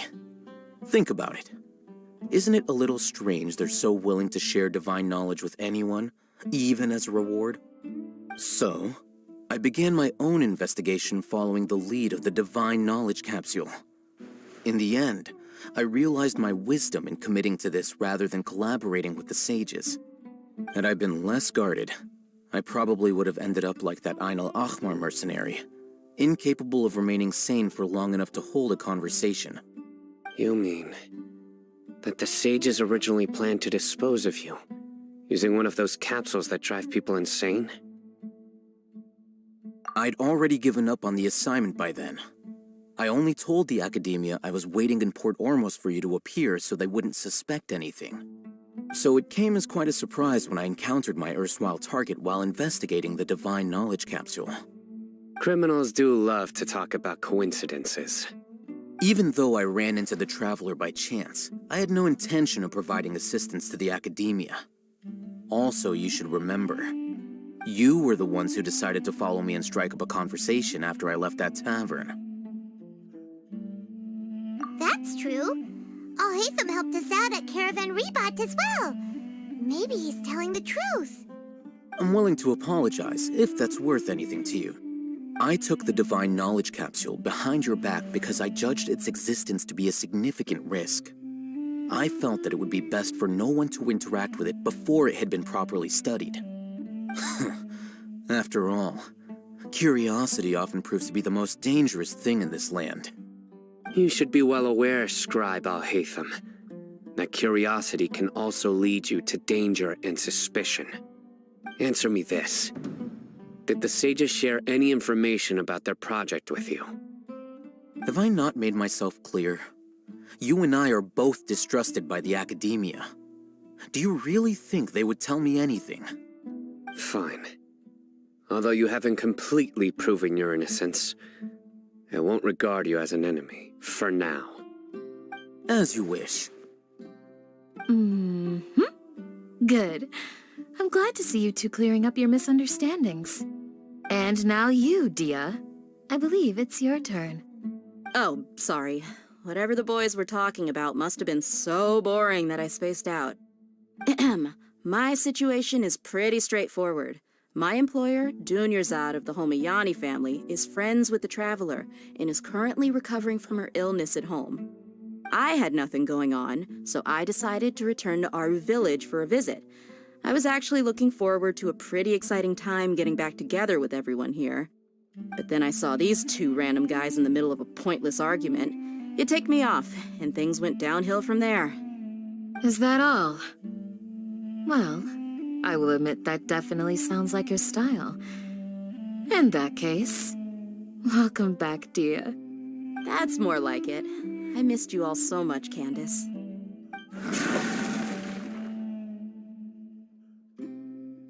Whoa! What was that sound? No need to worry. Now that you're no longer at each other's throats, please make yourselves at home. I'll take a quick trip outside to clear out some of those creatures in the sandstorm. Creatures? In the sandstorm? Are you sure you don't want some backup? Fighting in a sandstorm is not for the faint-hearted. Anyone without extensive training in these conditions is at a disadvantage. You needn't worry. Yeah, just leave him to Candace. Don't worry, she's as tough as they come.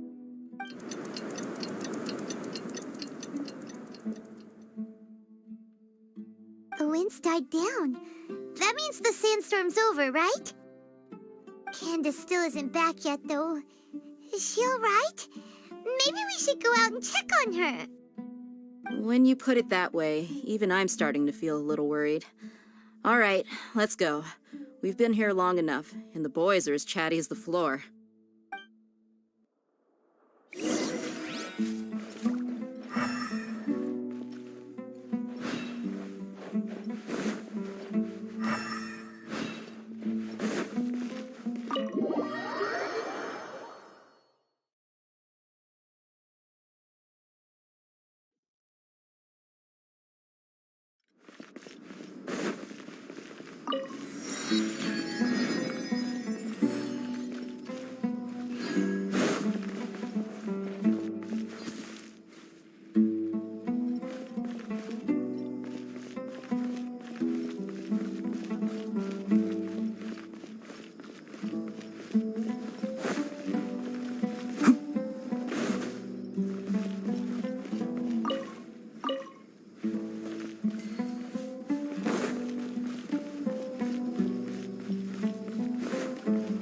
Keep up.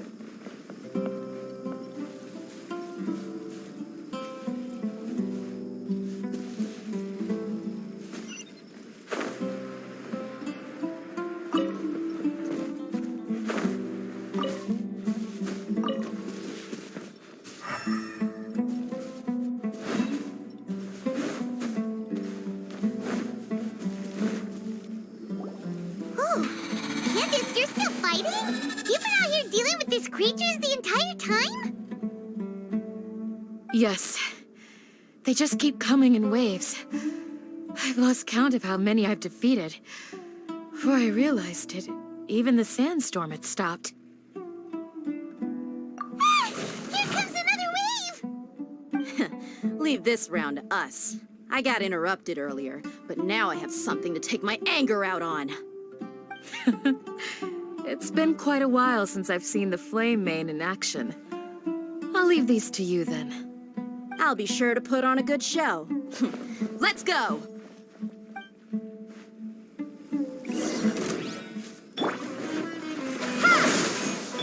Allow me!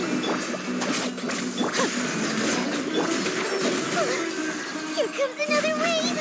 When are they ever gonna let up?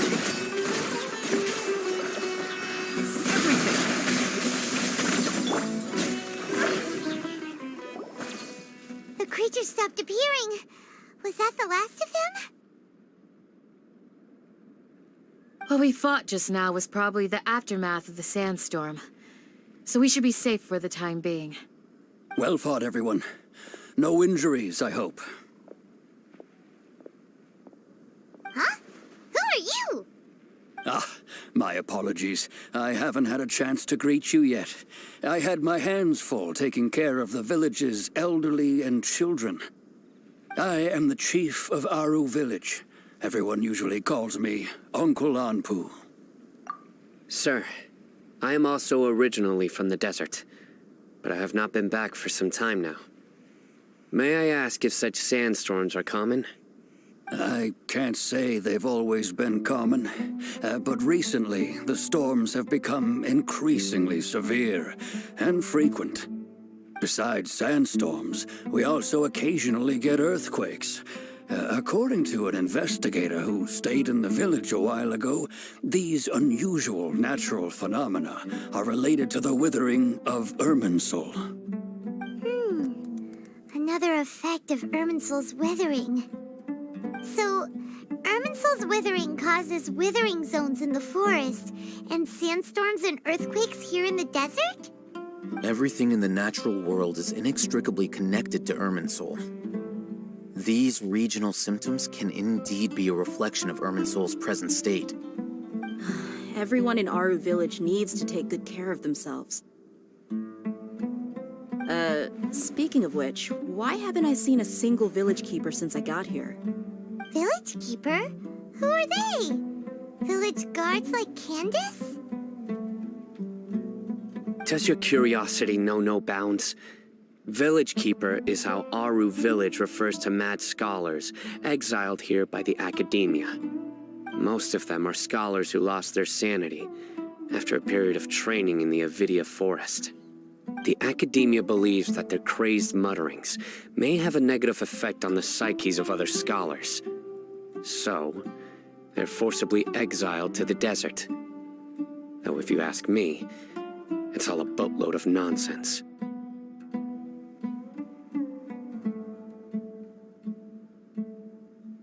Alas, that's exactly what we've been trying to investigate.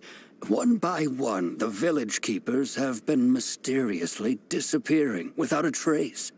But no one in the village has ever seen them leave. If you're planning to stay around the village for the next few days, I'd appreciate it if you could keep an eye out for them.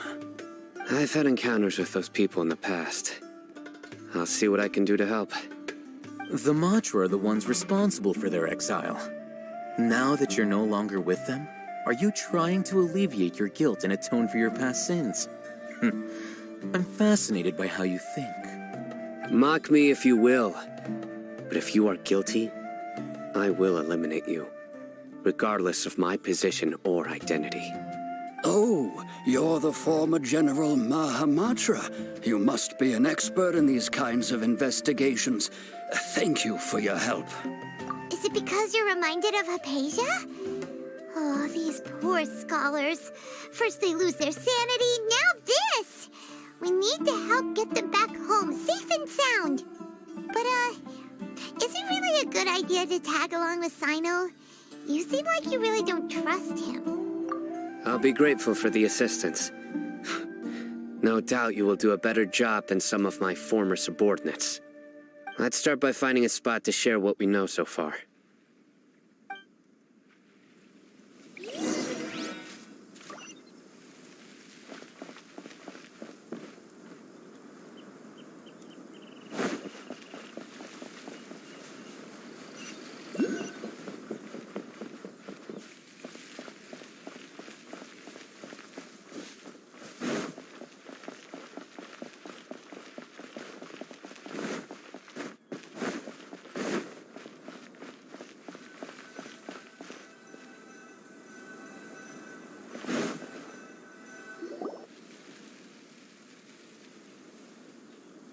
Although I've sent myself into exile, I'm still doing essentially the same things as before.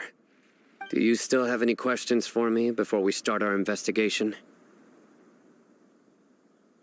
One of my former subordinates told me that this title has its origins in a strange incident. The Academia has long exiled mad scholars to Aru Village. A mysterious phenomenon exists here. When mad scholars first arrive, they are as incoherent and deranged as before.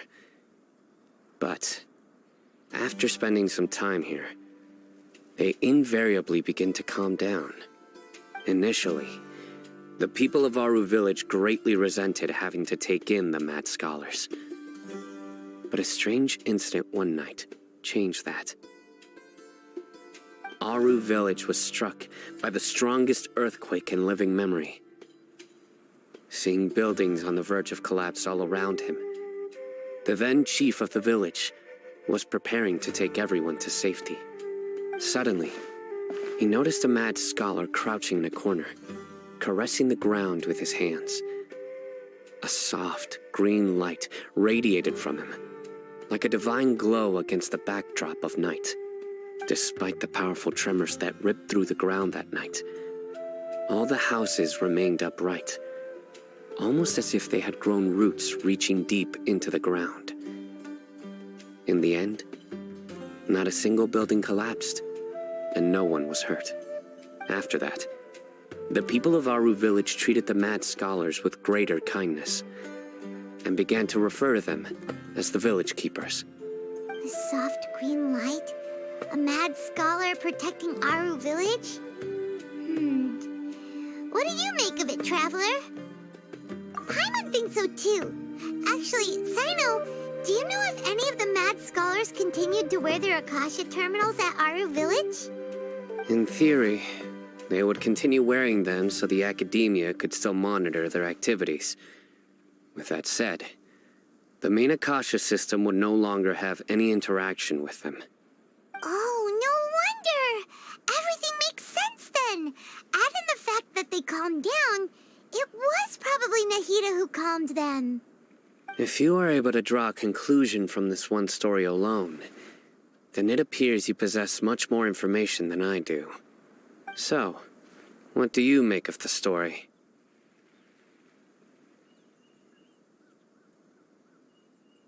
Really? Lesser Lord Kusanali. What? You don't believe us? Lesser Lord Kusanali was definitely using the Akasha to give her power to the mad scholars! No, it's not so much that I don't believe you. I'm just struck by your reasoning. Lesser Lord Kusanali, the current Dendro Archon. Is she really active in Sumeru? The Academia has always placed far greater importance on the late Greater Lord Rukkhadevata. They've more or less ignored Lesser Lord Kusanali, and I've never had any reason to doubt their views. In addition, I've never heard any stories about Lesser Lord Kusanali and her deeds. To me, she might as well have been a god that never existed. No way! Nahida definitely exists! She's a... how should Paimon put it?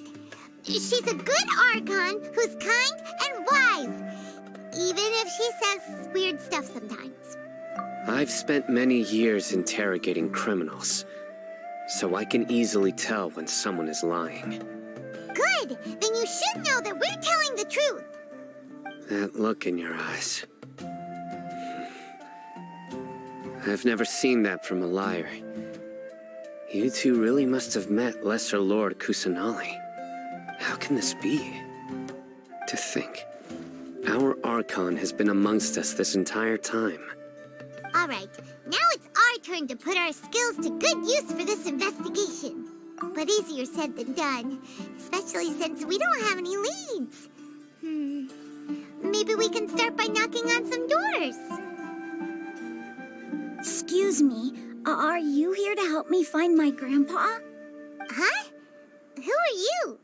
By the sounds of it, a resident of this village. My name is Isak. You'll help me find my grandpa, right? Is your grandpa a mad scholar? Hey, don't say that. Grandpa is just Grandpa. Why do you have to call him that? It's not like he's a bad person or anything. The person you're referring to is not a local, yet you are. Why do you call him Grandpa? Grandpa is just Grandpa. He's my family. I heard everything you said to the village chief. Please, you gotta take me with you. I want to find my grandpa. I swear I'll help. I won't be a nuisance. Ah, so you're the one who was eavesdropping on us around the village chief's house. I was planning to go out and take care of whoever it was, but I had a vague feeling that they didn't harbor any ill intent. Whoa. Hatham wasn't kidding about Matra having sharp senses. Sino, he's just a kid. All he wants is to find his grandpa. Let's find a way to help him. Sorry, I was only listening in because I wanted to know where Grandpa went.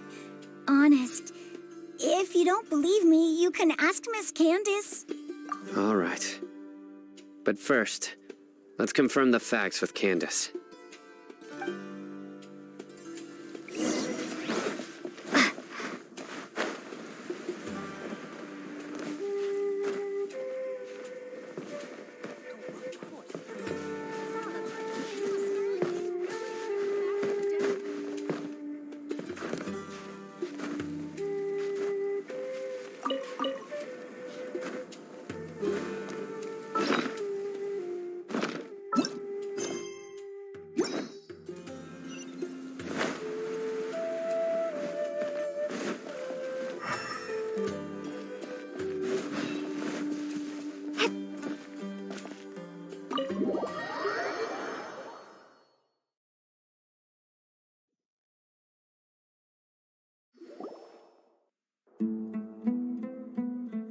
Sino is super vigilant. Is this what all the Matra are like? Ah, you're back already. We just wanted to confirm something with you. Do you know a boy by the name of Isak? I had a feeling he'd go looking for you. Huh? You knew this would happen? Yes. Although he tried his best to stay hidden, I still noticed him eavesdropping outside the window. He really wants to get his grandfather back. Isak's parents were both Aramite mercenaries who rarely returned to the village after finding employment in the city. He was raised by his grandfather.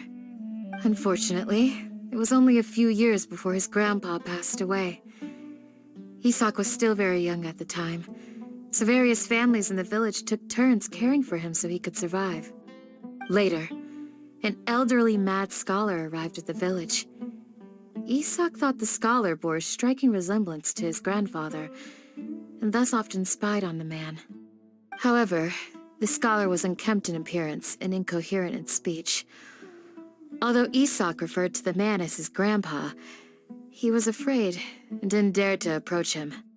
One summer night, the oft mumbling and bumbling grandpa suddenly calmed down and seemed to become more lucid. He even noticed Isak hiding in the distance. So Grandpa walked up to Isak and patted him on the head. He even took Isak to the entrance of the village, where he patiently taught the boy the names of the stars and accompanied Isak until he fell asleep. The next morning, Isak woke up and wanted to go find his grandpa again, only to realize his grandpa no longer recognized him. However, even so, Grandpa retained his calm expression. It's said that those who saw the scholar claimed he no longer appeared to be crazy, but appeared to be living in his own world, almost as if he were sleepwalking. Isak was thrilled that his grandpa was able to find peace and would follow him all the time, asking him things like, "Grandpa, want me to take you somewhere fun?" Or, "Grandpa, could you tell me stories about the stars again?" All this somehow just makes Paimon feel really sad. It seems like they both deserve so much better. Perhaps. Nearly everyone who lives in the desert has some form of hardship or regret. But even so, we must still continue on with our lives. It's also my reason for fighting. I must continue to protect this land.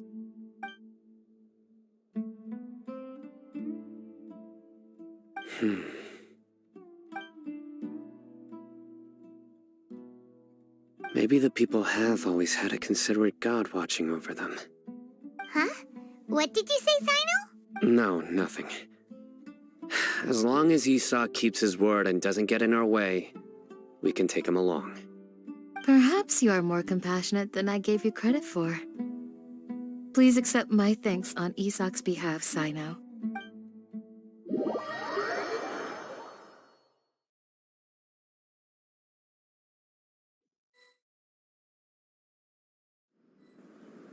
Hey, Isak!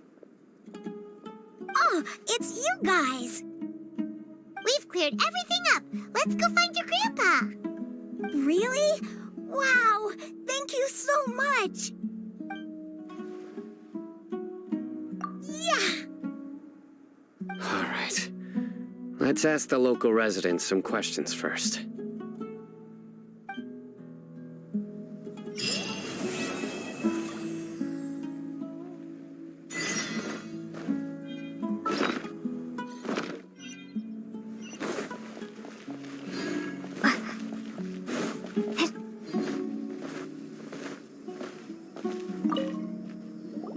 Excuse me, did you happen to see where the missing scholars went?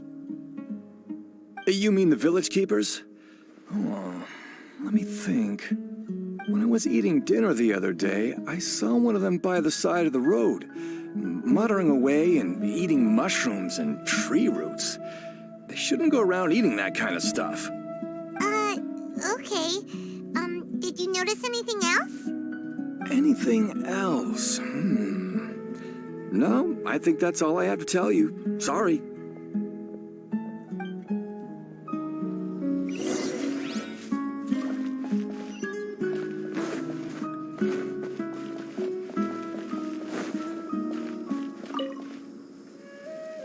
The scholars that have gone missing. Have you seen them?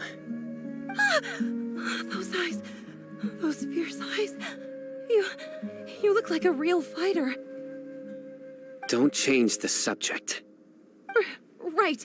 You were asking about the mad scholars. I think it's been a few days since I last saw them. I usually go to bed pretty early, so I'm not too familiar with what goes on at night. But honestly, I feel quite sympathetic towards them. Even though they act a little strange, they've helped me in the past. If it weren't for them, my house would have collapsed long ago. Do you also think Grandpa and the others are good people? Grandpa? Oh, hello there. It's little Isak. You mean that nice man who looks like your grandpa's long-lost twin, right? He was actually the one who protected my house. I saw it with my own eyes. He happened to be staying near my house that day and was doing something with his hands on the ground. It still feels pretty surreal now that I think back on it. Did someone teach them how to do that? Well, whatever the case, I'll always be thankful to him and whoever taught him to look out for others. I'm pretty sure that if I ever went mad, I wouldn't be able to do anything like that. Gotcha. Thank you.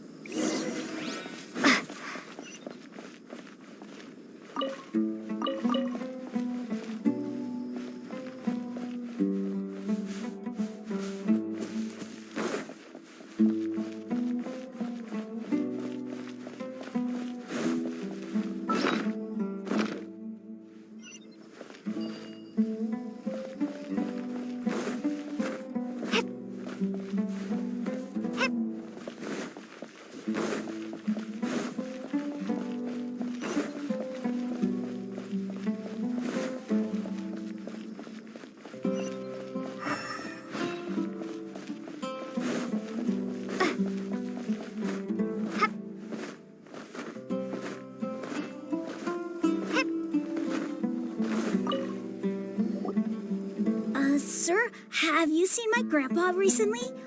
You know, the one who likes to sit and space out near the village entrance. Oh, well, if it isn't Isak. Oh, your grandpa, huh? It's been a while. The last time I saw him, he was spacing out by the road as usual.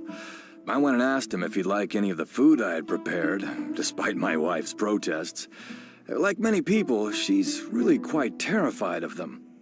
And speaking of my wife, she's still always complaining about how I don't make enough mora.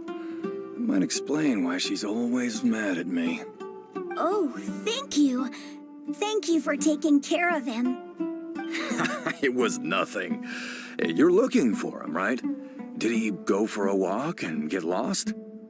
Yeah. That's no good. Well, once you found him, come by my place again and I'll cook a little something for the both of you. I've known you since you were very young, so as far as I'm concerned, you're family. Please feel free to come by anytime. Wow, what a nice guy! Okay, thank you, sir. Huh? Don't say anything for now. Isak, stay here. Let's head over there. Stay quiet as you move.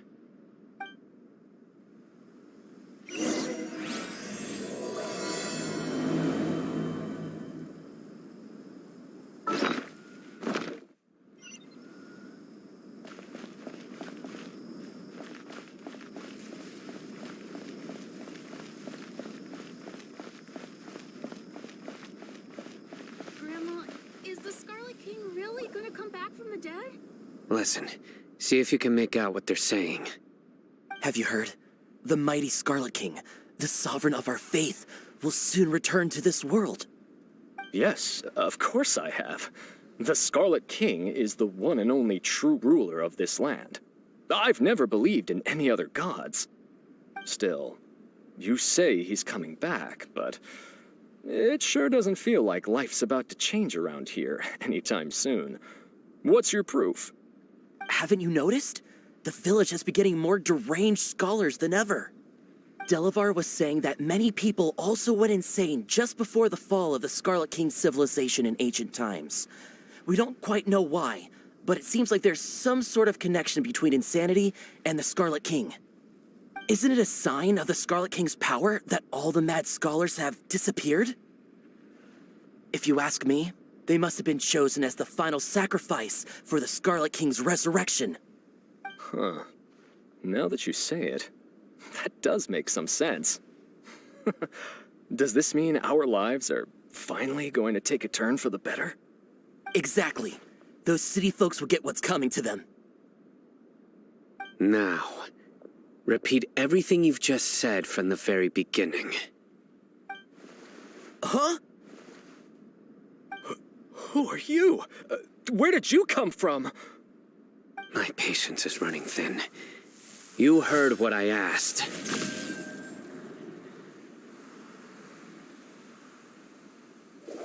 Yeah, bro, this guy's something else. Just look at his eyes. One wrong move, and he's gonna flay us alive. Let's not get on his bad side, okay? I am no match for this guy. Oh, okay, good sir. What is it you would like to know? Tell me about the Scarlet King's resurrection. Well, I only know a few things from hearsay. I went for a drink the other day and heard others talking about a rumor that the madmen will disappear, and that the Scarlet King will return to this land. I'm not making this up, I swear! Hey, go on, keep talking. It's true. It's all true, sir. We desert folk have had more than enough of those people at the academia. They keep sending us all their mad scholars and won't let us have a good life. Would you want to live like this if you were in our place? The radicals were even more thrilled than me when they heard the news. We're all praying for the Scarlet King's speedy return. Delavar also said that once the Scarlet King returns to our side, it's only a matter of time before we conquer the land on the other side of the wall. They're all willing to serve under the Scarlet King and fight for a share of the glory. Is that so? Seems like he still wants to know more. Keep talking. Got it. At first, I told myself it was just the drink talking, but then all the mad scholars vanished without a trace, just as the rumors said. Please don't beat me up just for mentioning these rumors. If I'm guilty, then everyone else around here is also guilty. I'm just saying what the others said. The people here really like the Scarlet King, but dislike the Dendro Archon. Where is this radical person you talked about? I haven't run into him over the past few days, so he probably hasn't been around the village. What about you, man? Have you seen him at all? No, not at all. We wouldn't dare lie to you. He's really not here right now. Sounds like you're not too close with the radicals. No, of course not. All we know are their names. I have many ways to stop you from talking, and many others to stop you from sending warning messages. So you'd best just stay home and hope I don't hear of you trying to contact anybody. Don't do anything until I've gotten to the bottom of this. Try something foolish, And even Candace won't be able to protect you. Yes, got it. We'll do just as you say. That scared Paimon half to death. Sino is pretty terrifying. He didn't try to reassure us at all. It's like he's used to hearing that. Oh, Paimon bets lots of people have told him that before.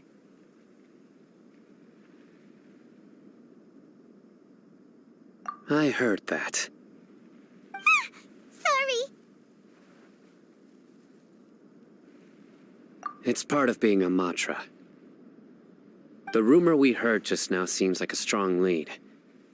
But we need to check a few more places.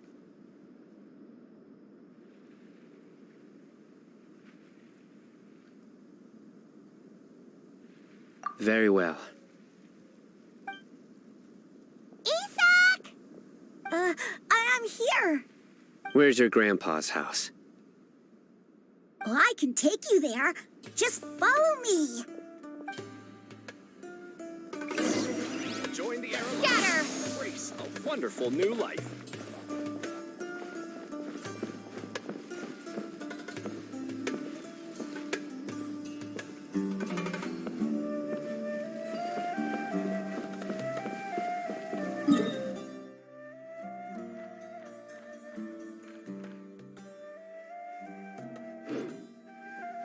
Grandpa, he likes to be alone. Sometimes he stares at the sky in a daze, and other times he just pokes at the ground with his fingers.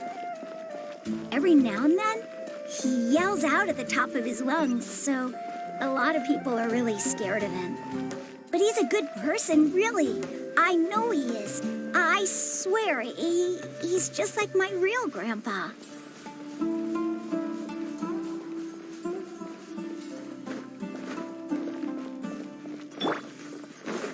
Strong.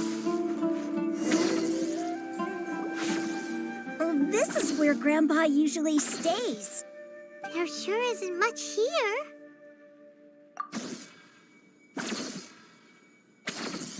No.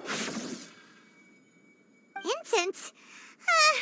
Please don't say it's the same one as before. But are you okay? Are you getting dizzy or need to lie down? There's a scent that you can sense, but I can't. A certain traveler here once passed out from that smell. Thankfully, Tighnari saved the day. And then he gave us a long lecture to explain all about how it worked. So, you know Tighnari?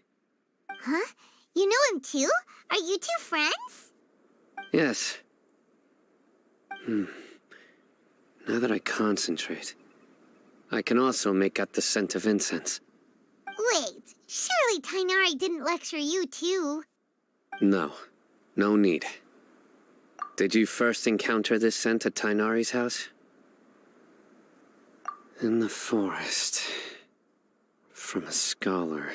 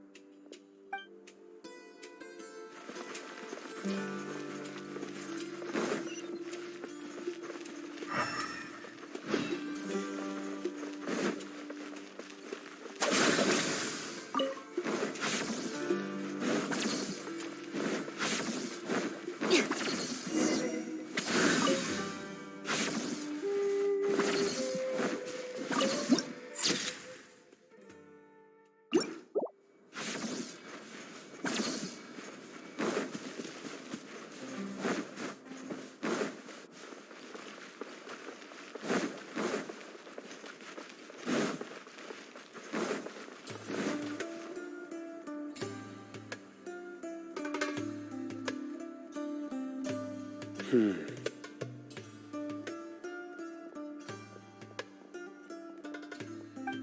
are you looking for, Sino? Here it is. Take a look right here. Paimon doesn't see anything. Although the traces have been completely buried in the sand, there are footprints here. From the size and shape, they belong to an adult male. This pattern is a common one from this area. Local shoes. This was probably someone from the village. The scent is quite faint, but still extant. The footprints head in the direction of the door. But who would come looking for Grandpa?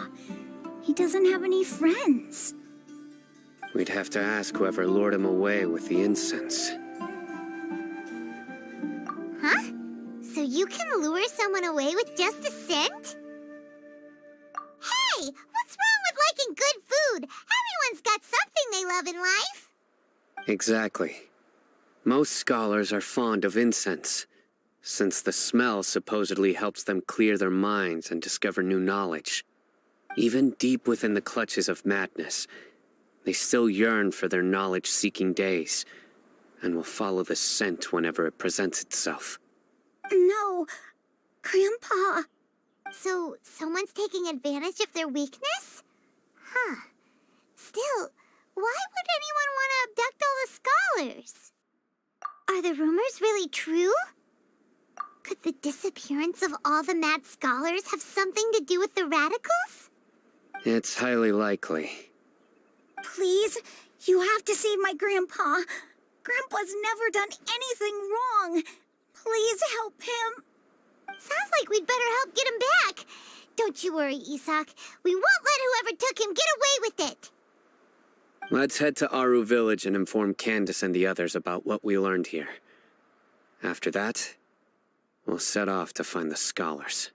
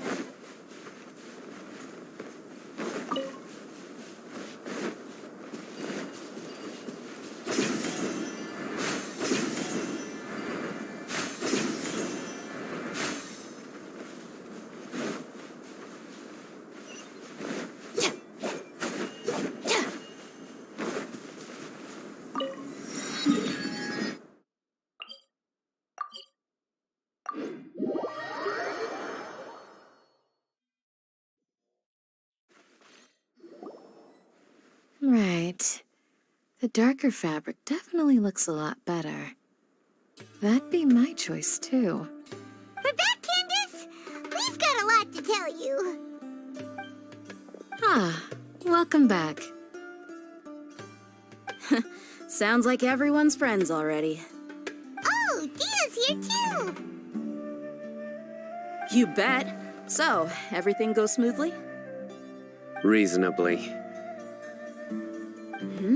Alhaitham didn't go with you? We haven't seen him at all. Huh. I saw him around the village entrance earlier and figured he was investigating with you. I guess he must have gone off on his own. Did you find out anything useful?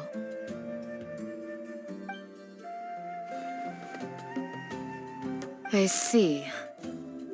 So someone used a kind of incense to lead the exiled scholars away from the village.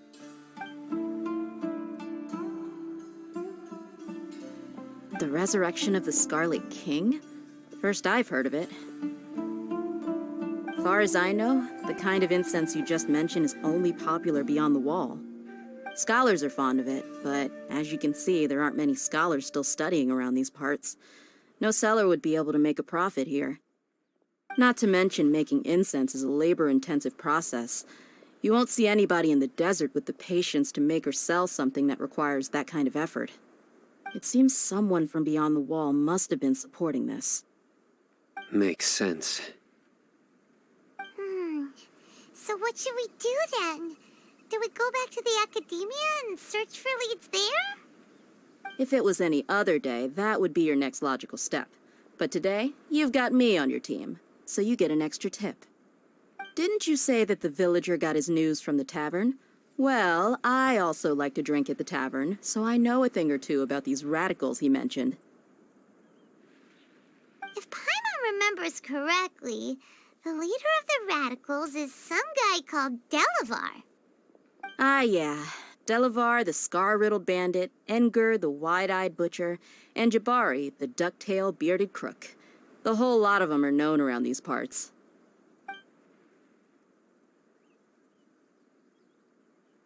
These guys have one thing in common, and that's being broke. The rougher life gets, the more they want to believe in the Scarlet King. Way they see it, the Scarlet King's resurrection is their only chance at overthrowing the Academia. Throwing all of Sumeru into chaos is the only way to change the way of life here in the desert.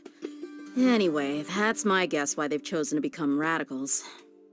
Tia! You're amazing! You really know this place inside and out!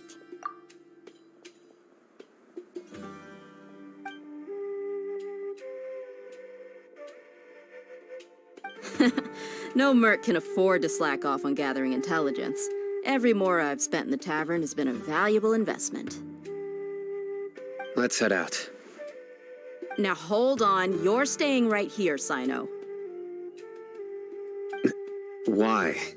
Aru Village is not a big place. Outsiders stand out here like a sore thumb. I'd bet word about you has already gotten out. The desert is unforgiving, so the way of life here is also a lot tougher than on the outside of the wall. You survive on making connections out here. Compared to you, mercs like me are just third-rate amateurs. I've got no actual fighting skills to speak of, but that also makes it a whole lot easier for me to gain the locals' trust. I need to go around and ask some questions, but it'll be difficult if you're with me. Fine. Good, then we've got a plan. The Traveler and Paimon will go to Caravan Rebot with me, and we'll try our best to figure out where the mad scholars have been taken. Sino, you'll have to stay in the village and continue investigating on your own. All right, sounds like a plan.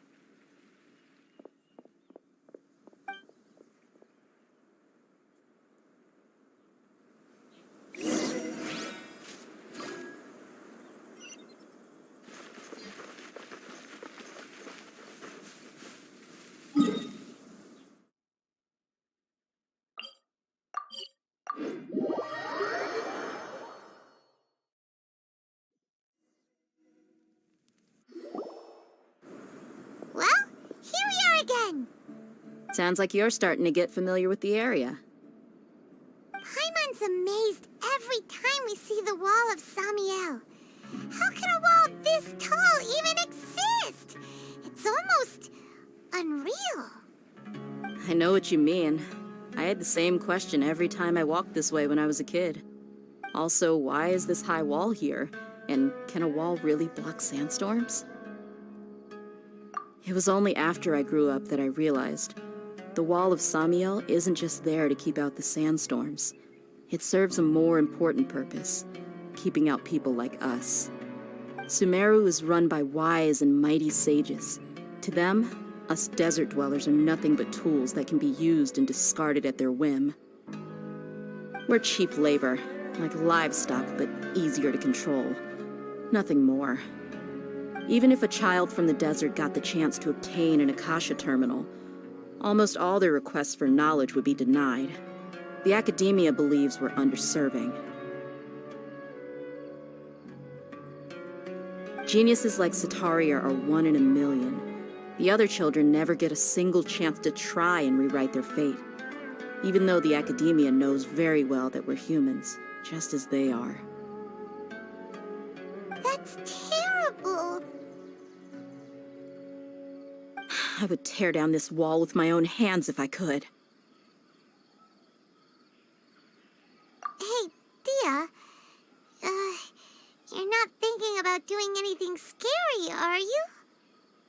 No, not at all. This place just gets me thinking, that's all. Besides, we're here to procure information, aren't we? Yep, we gotta catch those... Shh. Caravan Rebot is crawling with people, so be careful what you say. We don't want anyone to find out what we're here for. Our mission started the moment we arrived here. Let's go check out the tavern. Maybe we'll find someone I know.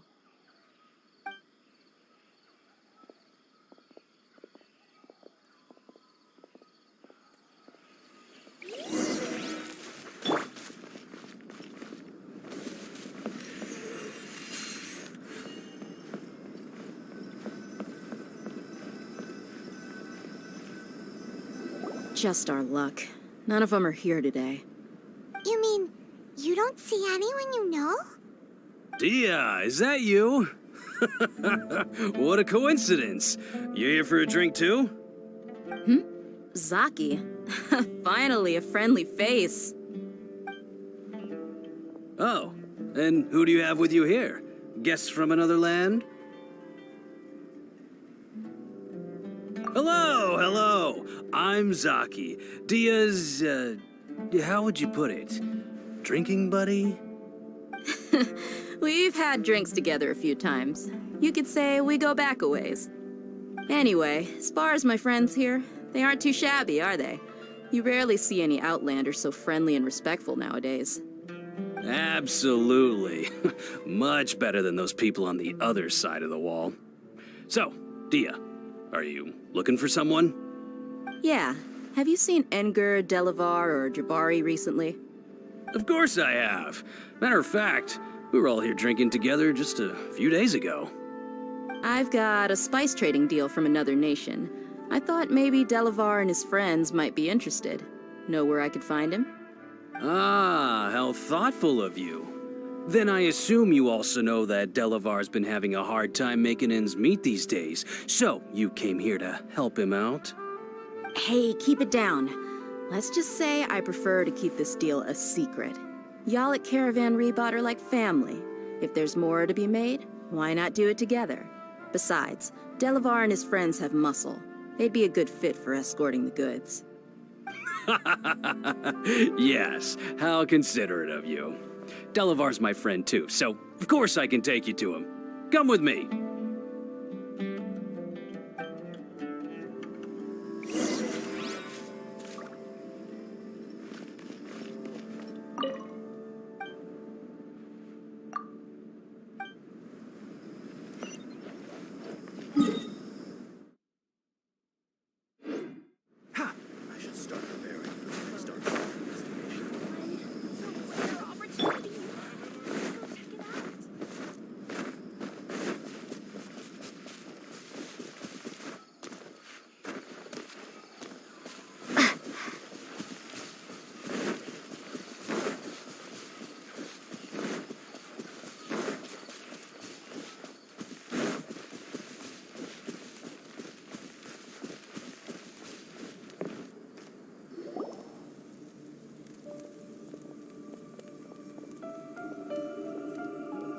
Are we there yet? Yep, this is the place. This place is practically deserted. What are they doing in a place like this?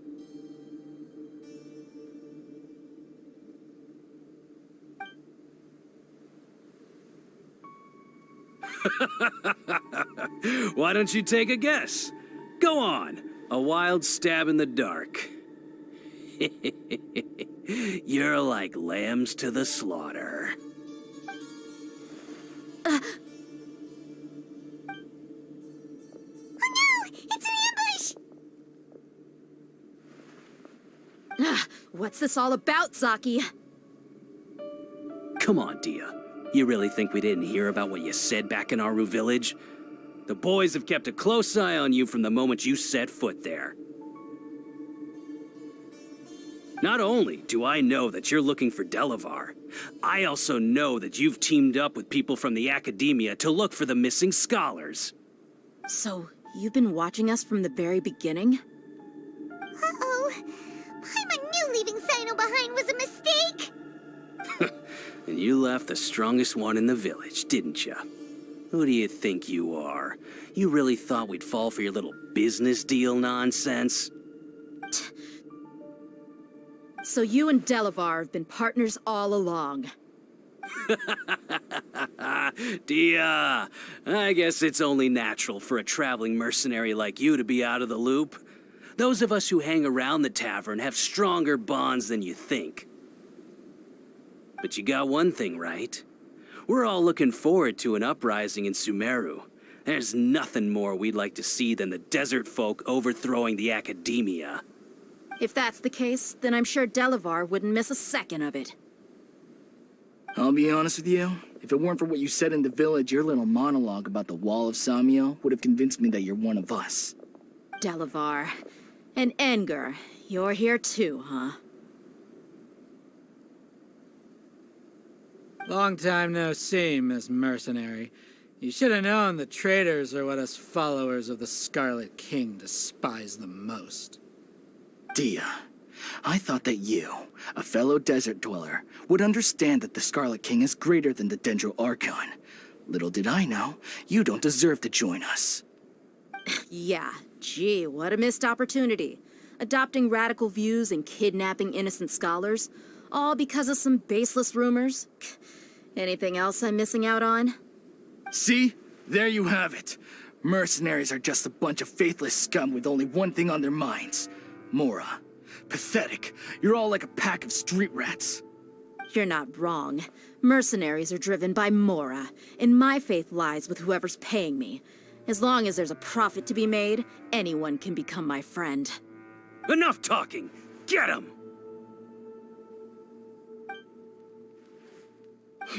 Just as I expected. Let's teach him a lesson, traveler. Following orders. Germinate! Take that!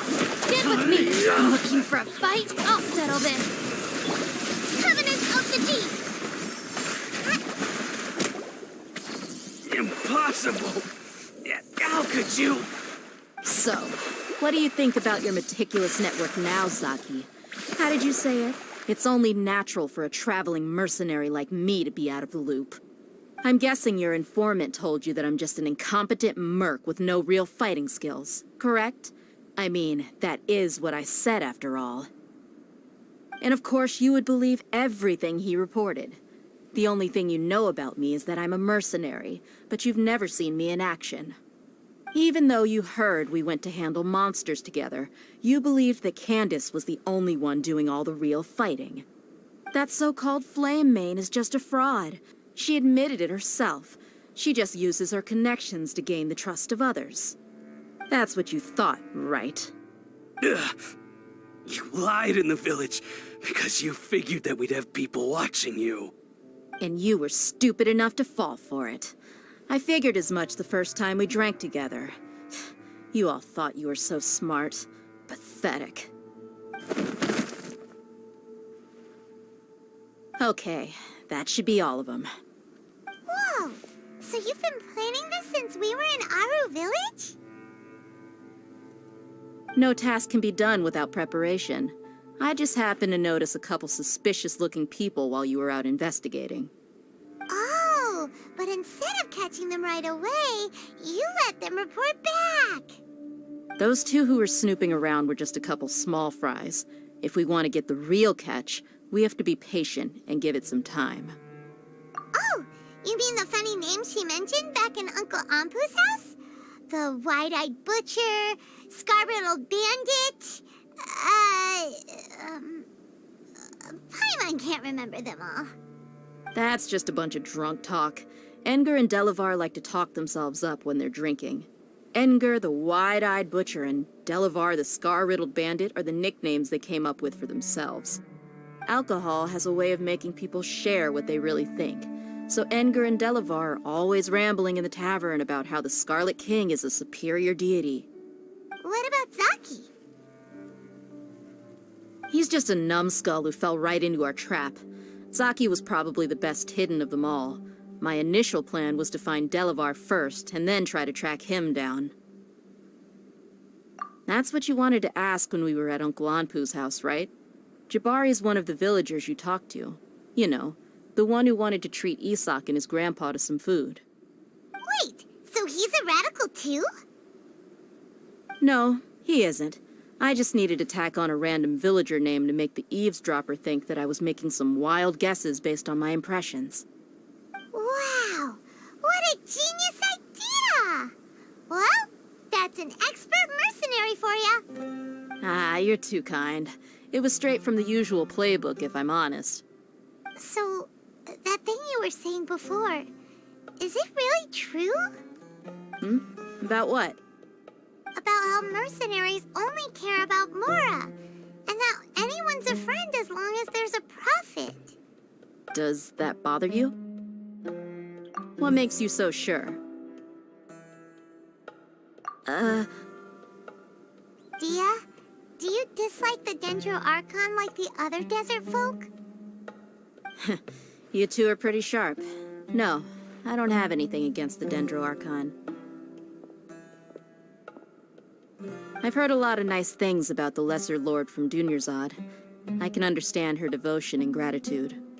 Dunyarzad's just an ordinary person.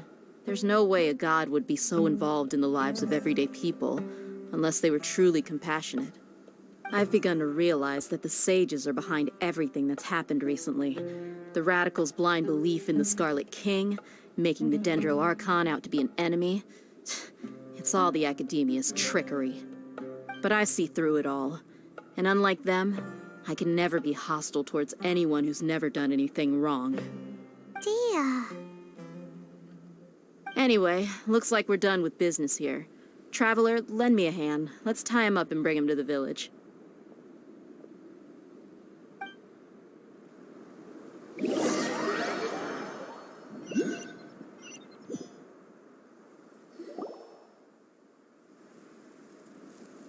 This should be all of them.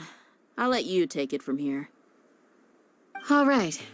I'll be in touch. Until then, please stand by. Candace, do you need any help? Candace will be okay on her own. I trust her, so you can too. She's been guarding Aru village for quite some time now. If anyone is qualified to question the offenders, it's her. While I'm questioning them, why don't you pass some time by exploring the area? I'll meet you back here tomorrow morning, Traveler.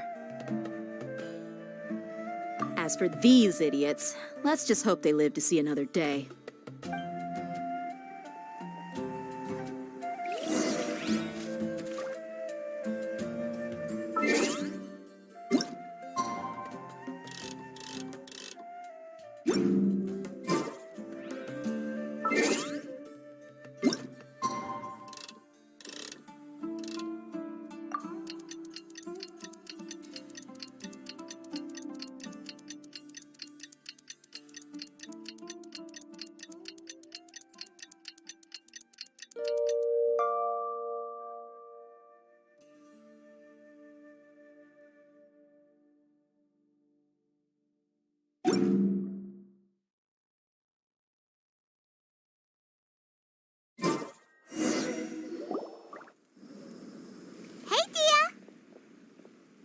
Right on time. We'll know any moment now. Paimon's been wondering. You seem to know Candace pretty well. Have you been friends for a long time? We've known each other for some time now. She's a pretty interesting person. Even though she's an extremely strong warrior, she never misuses her powers against others.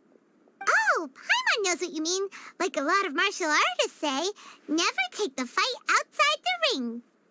Yep, I guess you can put it that way. It takes strong convictions to be as dedicated as she is, and shoulder that kind of responsibility. Us mercs, on the other hand, we pretty much live from one day to the next. Well, Paimon thinks you're great, too. Really? Thanks for that.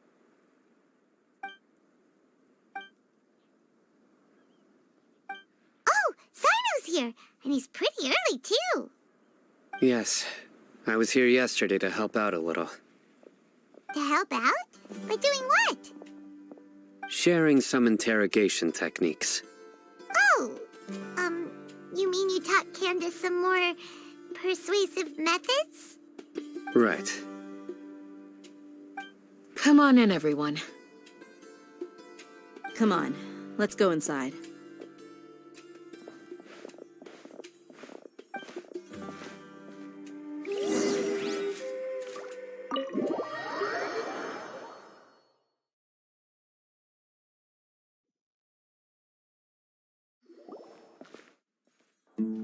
Candace, where? Whoa, you look furious. Do I? Huh. What gave it away? Oh, there's no mask that can hide true bloodlust. Cover up your eyes, and it'll still show itself at the corners of your mouth. Perhaps I need to work on my composure. Still, it's perfectly understandable why I'm angry. I'm sure everyone present would agree. Yes, ma'am. Please, don't beat us anymore. We're gonna die. Well, looks like Sino taught her well. You fear death yourselves, yet you do not hesitate to place the lives of others at risk. The absurdity is mind-boggling. The ones you call mad scholars are known to us as the Village Keepers. They are vital members of our community, and some even count them as family. You come here to my village, and you treat my people as nothing more than stepping stones towards your goal. Tell me, what would you do to you in my position? Mercy! Please have mercy! You've made your bed. We may both be desert dwellers, but there is one thing that I understand better than you. The resurrection of the Scarlet King will only result in war. And war serves no one. The people of Aru Village care little about which god is in power. Life may be tough and tiring, but we wish to preserve our way of life. A war would only cause us to lose all that we have. And that is not a responsibility that you can afford to shoulder. We understand. We're sorry. I'll tell you everything I know. Please, just let us go. I'm listening.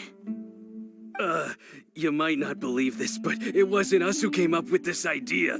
Someone was spreading rumors in the tavern. That's how we ended up hearing about the Scarlet King's resurrection. Some mystery man told us that mad scholars will make the perfect sacrifice to usher in the Scarlet King's resurrection. They give their lives, and we can get anything we wish for. They're called Village Keepers. Slip up again, and you'll regret it. Yes, sorry. It was all that mystery man's doing. He told us to spread word about the Scarlet King's resurrection and talked us into helping him. In return, he said he'll help facilitate the resurrection process. I'm not sure. That's one. Huh? One what? Strike. You get a total of 3. Then, you die by my hand. Wait, I'm telling the truth. We don't know anything. It was all him. 2. He got us to lure them out of their houses in the night with some kind of incense. We take them to a junction outside the village. Then the mystery guy takes them from there. You gotta believe me, please. I'm telling the truth, I swear. Just ask them if you don't believe me. That was indeed the truth. Traveler, go on.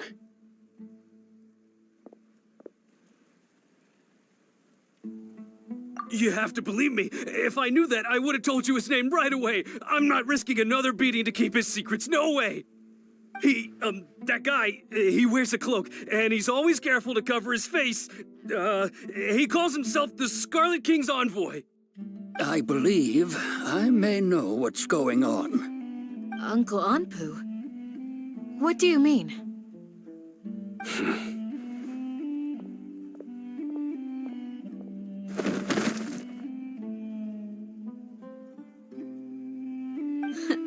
Smooth. Okay, speak. If my suspicions are correct, this mystery man they speak of could be from the Academia. Some time ago, people from the Academia attempted to take the village keepers away. I refused, insisting that they are part of our community. It strikes me now that this secretive character shares the same goal they had. Which means it's highly likely that the Academia was purposely spreading a false rumor to trick the radicals into delivering the village keepers right into their hands. They were the ones who brought them here to begin with. Now they're trying to take them back? We aren't gonna let that happen. Not the Academia again. Just as I thought. But what could they want with the village keepers? People are nothing but tools in the eyes of the Academia. A change in their plans likely means they found another way to exploit the scholars. Regardless, our top priority now is locating the village keepers. You're right. Isak is still waiting for news on his grandpa. Time to go. Let's leave the village and try to track them down. Yes. Pack up and get ready to leave. You got it.